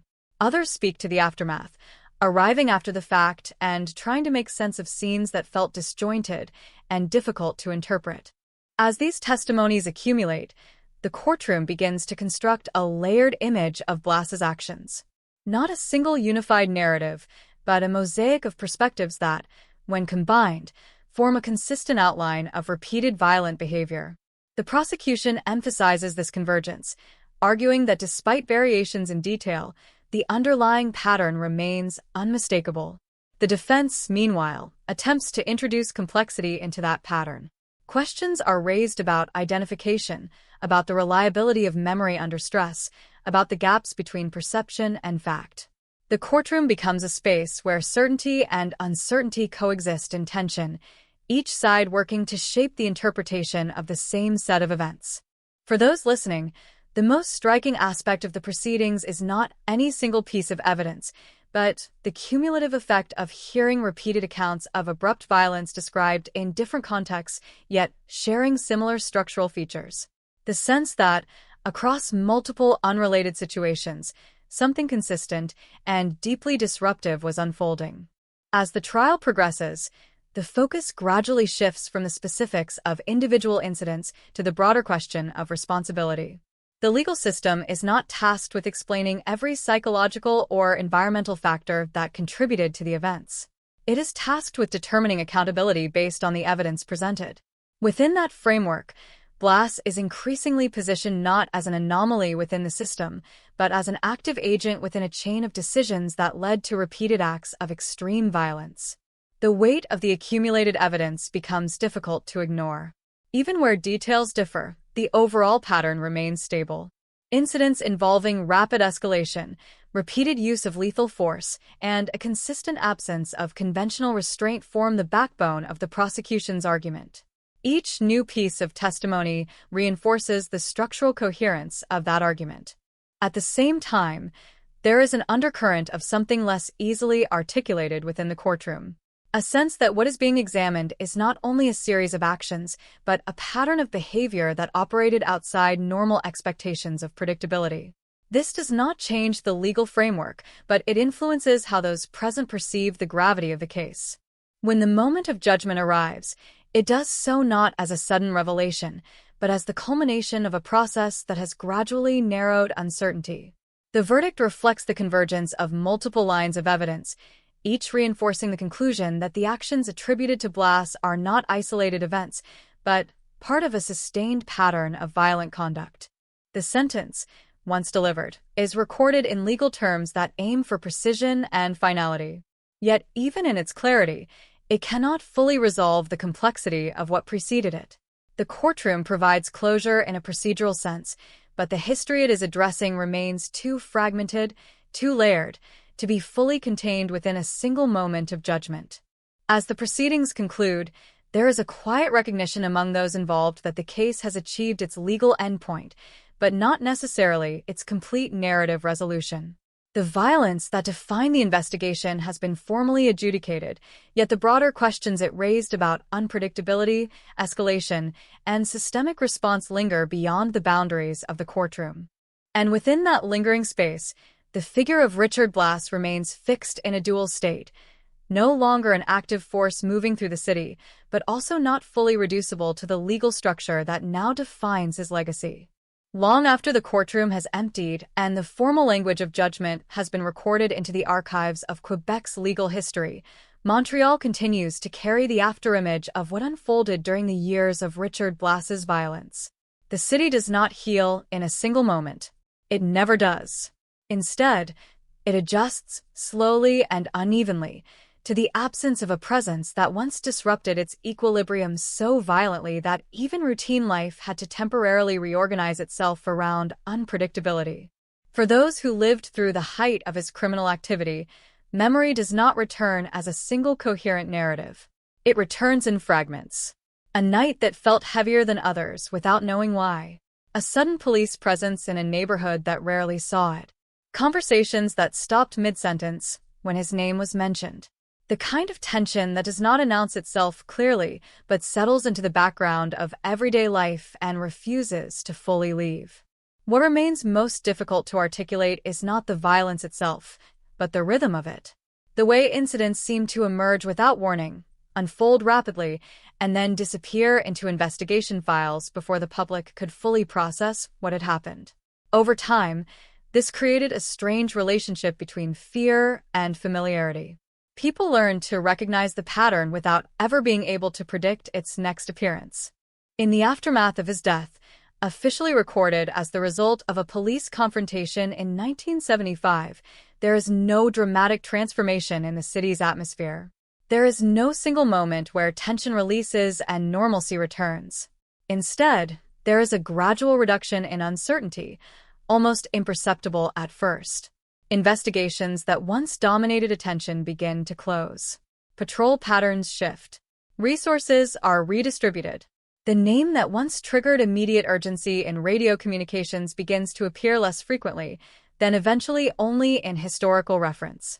Yet even in absence, Blas remains present in a different form. Not as an active participant in events, but as a reference point for understanding a particular type of criminal volatility that defied easy classification.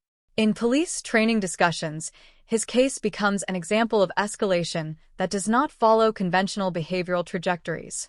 In academic discussions of criminal psychology, he is sometimes referenced not for what he built, but for what he disrupted, the expectation that violence, even in its most extreme forms, can always be mapped onto predictable structures. For investigators who worked directly on the case, the legacy is more personal. Many of them describe the experience not in terms of closure, but in terms of recalibration.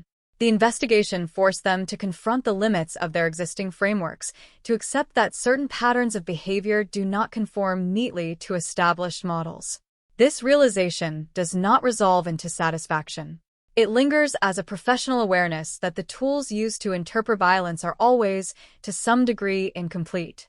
The victims and their families exist at the center of this history in a way that cannot be fully integrated into procedural language. Their experiences are not abstract components of a case file.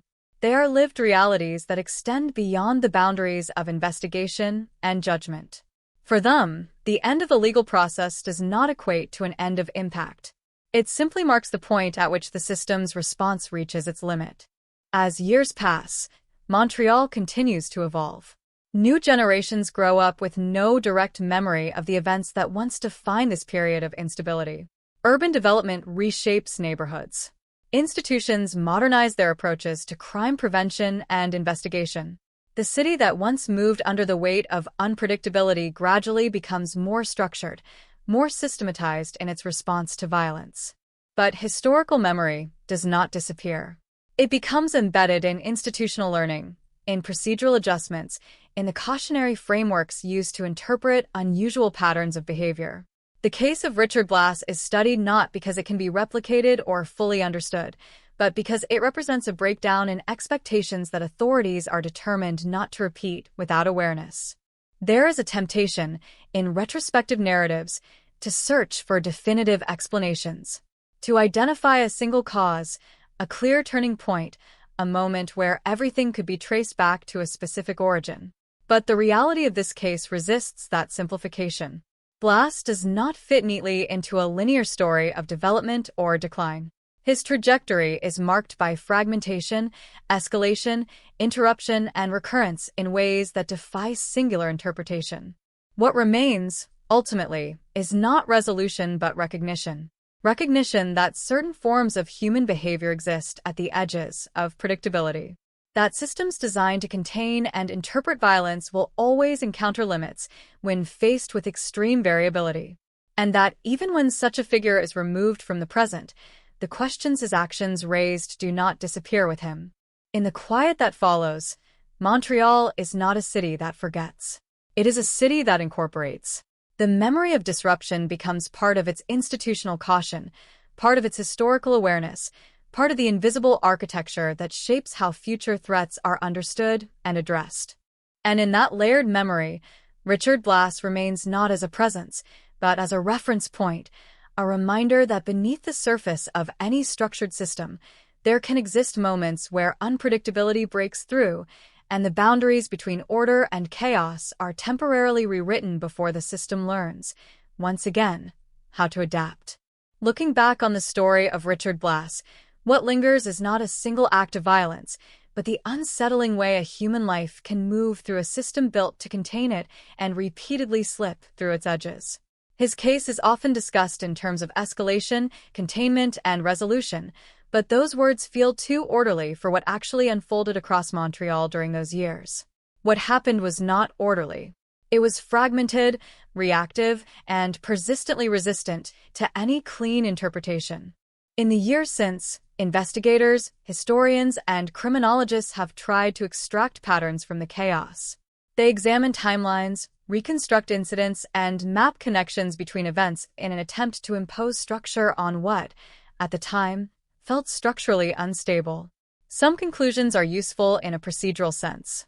They improve investigative response, refine interagency coordination, and strengthen surveillance strategies.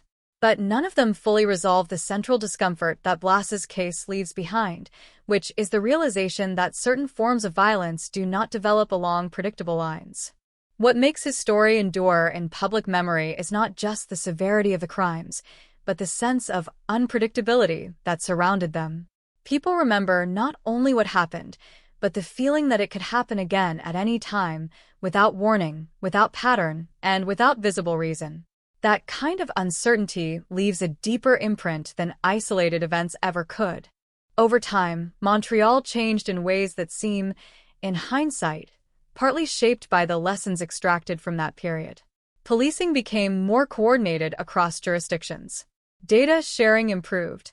Behavioral analysis became more integrated into investigative work. There was a recognition that fragmented responses were not sufficient when facing subjects who move fluidly between environments and contexts.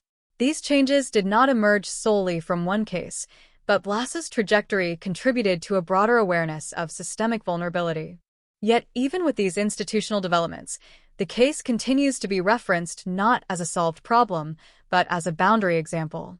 A reminder that there are limits to prediction, limits to classification, and limits to control when behavior falls outside established models.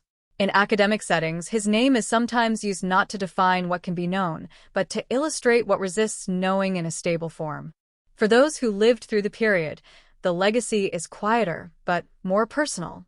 It is found in the way memory attaches itself to ordinary places that were once sites of fear or uncertainty. Streets that look normal in daylight but carry echoes of nights when events unfolded too quickly to fully comprehend. Conversations that pause briefly when similar patterns of violence are discussed elsewhere, even years later, as if memory still recognizes a structure it once struggled to process. There is also an unavoidable human dimension that sits beneath all analytical interpretations. Behind every file, every report, every reconstructed timeline, there are individuals whose lives were permanently altered by moments of sudden, irreversible violence. Their experiences cannot be reduced to data points within a broader pattern. They exist outside the system of analysis that the case inevitably generates, even though they are the reason that system exists at all. Blass himself, once removed from the immediate flow of events, becomes something different in public understanding. No longer an active presence, but a reference point for studying volatility within criminal behavior. His actions are examined for insight, not admiration, and not mystery, but for understanding the limits of existing frameworks. In that sense, he becomes less a figure of narrative and more a case study in unpredictability. And yet, even that transformation feels incomplete, because no analytical framework fully captures the lived reality of those years in Montreal when his name carried immediate weight in both criminal and law enforcement circles. The distance created by time allows for structure, but it also smooths over the emotional intensity that define the period itself.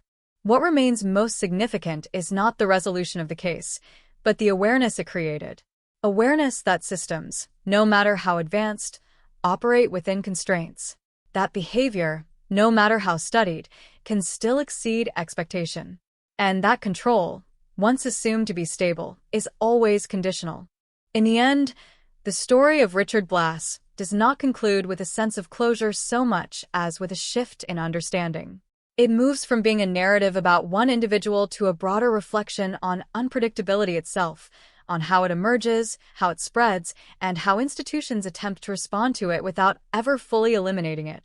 And so the final impression left behind is not of an ending, but of a recognition that beneath the structures designed to interpret and contain human behavior, there will always remain a margin where certainty breaks down, where patterns blur, and where events unfold faster than understanding can follow. Even after the story of Richard Blass has been documented, analyzed, and folded into the historical record of Montreal's most violent criminal periods, there remains a lingering difficulty in treating it as something fully concluded. Not because the legal system failed to act, or because the facts are uncertain, but because the nature of what unfolded resists the emotional closure that formal resolution is supposed to provide. In the years that follow, his name does not disappear so much as it changes function. It shifts from being an immediate source of fear to a reference point used in discussion, training, and reflection. Officers who never encountered him in real time still study the patterns associated with his activity. Younger investigators learn about the case, not as a live threat, but as an example of how quickly violence can escalate beyond the boundaries of standard expectations. In this way, Blass becomes less of a present figure and more of a structural lesson embedded in institutional memory. Yet for those who were there during the actual unfolding of events, no amount of analytical distance fully replaces the lived experience of uncertainty. The tension of not knowing where the next incident would occur, the fragmented nature of information as it arrived, the constant recalibration of assumptions as new evidence contradicted earlier conclusions. These elements do not translate neatly into written records. They exist more as atmosphere than as data. Montreal itself continues to evolve, as cities inevitably do. Neighborhoods that once carried the weight of fear or instability are rebuilt, repopulate, and recontextualized by time. New generations move through the same streets without any direct awareness of the events that once shaped how those areas were perceived. And yet, beneath that surface of normalcy, institutional memory persists.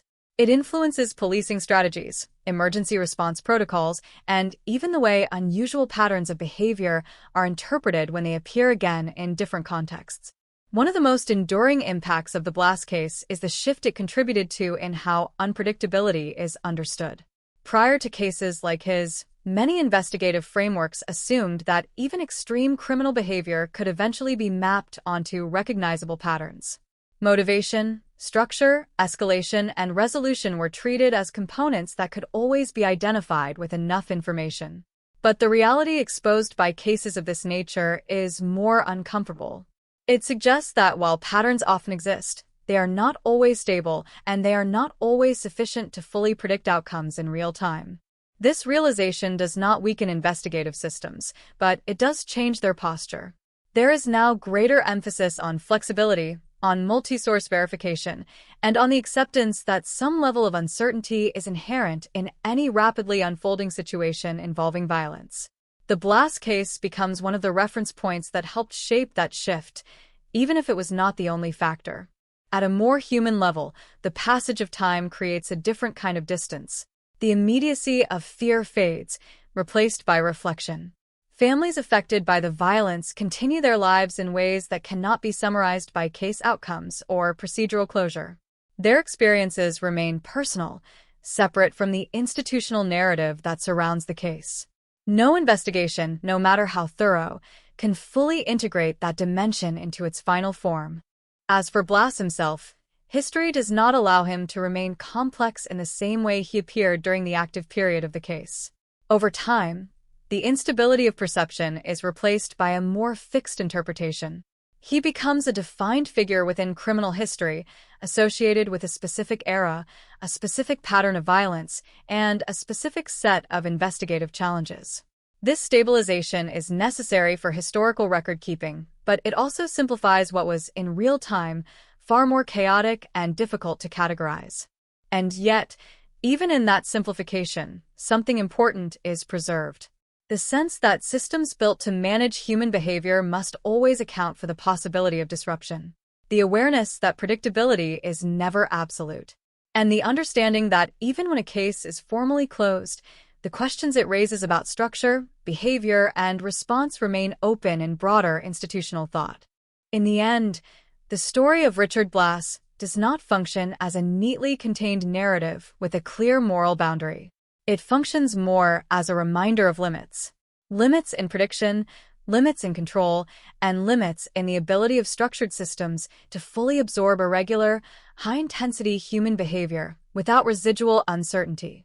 And perhaps that is why, even after all documentation is complete and all legal proceedings are finished, the case continues to be revisited. Not because it is unresolved in a procedural sense, but because it continues to challenge the assumption that understanding, once achieved, is ever truly complete. When a case like Richard Blass is studied years after the fact, it often becomes tempting to compress it into a sequence of causes and effects, as if every outcome could be neatly traced back to a single origin point. But the deeper one looks into the details, the more that structure begins to dissolve. What remains instead is a layered accumulation of moments, each one shaped by its own conditions, yet collectively forming a trajectory that resisted simple explanation from the very beginning. In archival files, Blass is often reduced to entries, dates, and categorized incidents. This is necessary for documentation, but it flattens the lived reality of what those moments meant at the time they occurred. Behind each line in a report was a complex environment of uncertainty, fear, incomplete information, and rapid decision-making under pressure. The system records outcomes, but it cannot fully reproduce the experience of unfolding events as they happened in real time.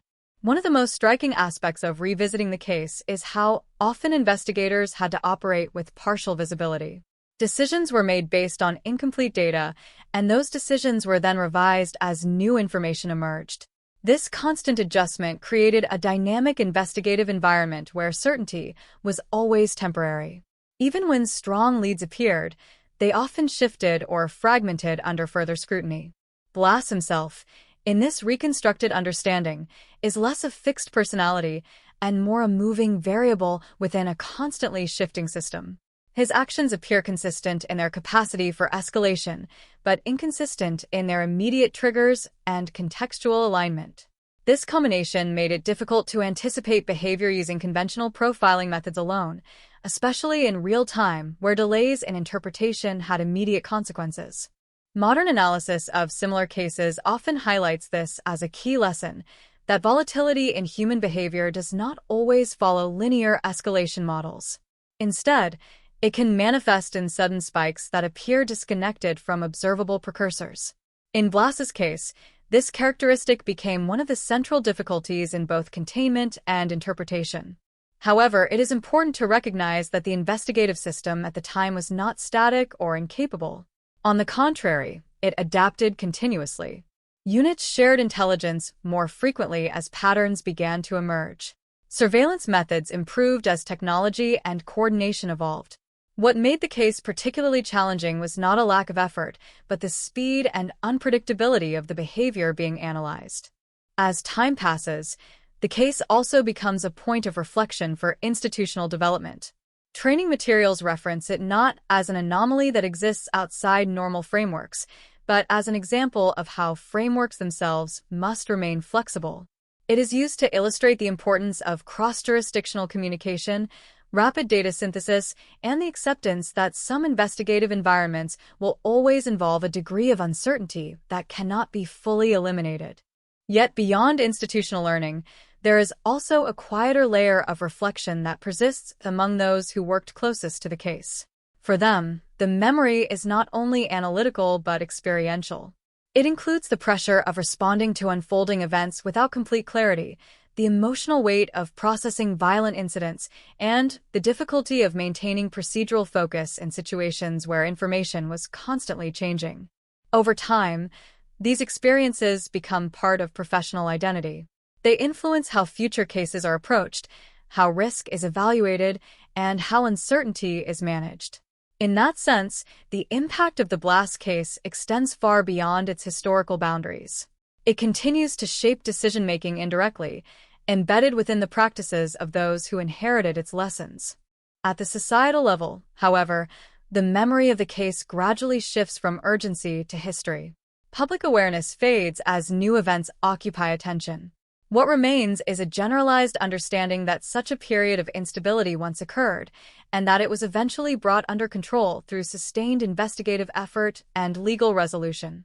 The emotional intensity of the period softens with time, even if its structural significance remains.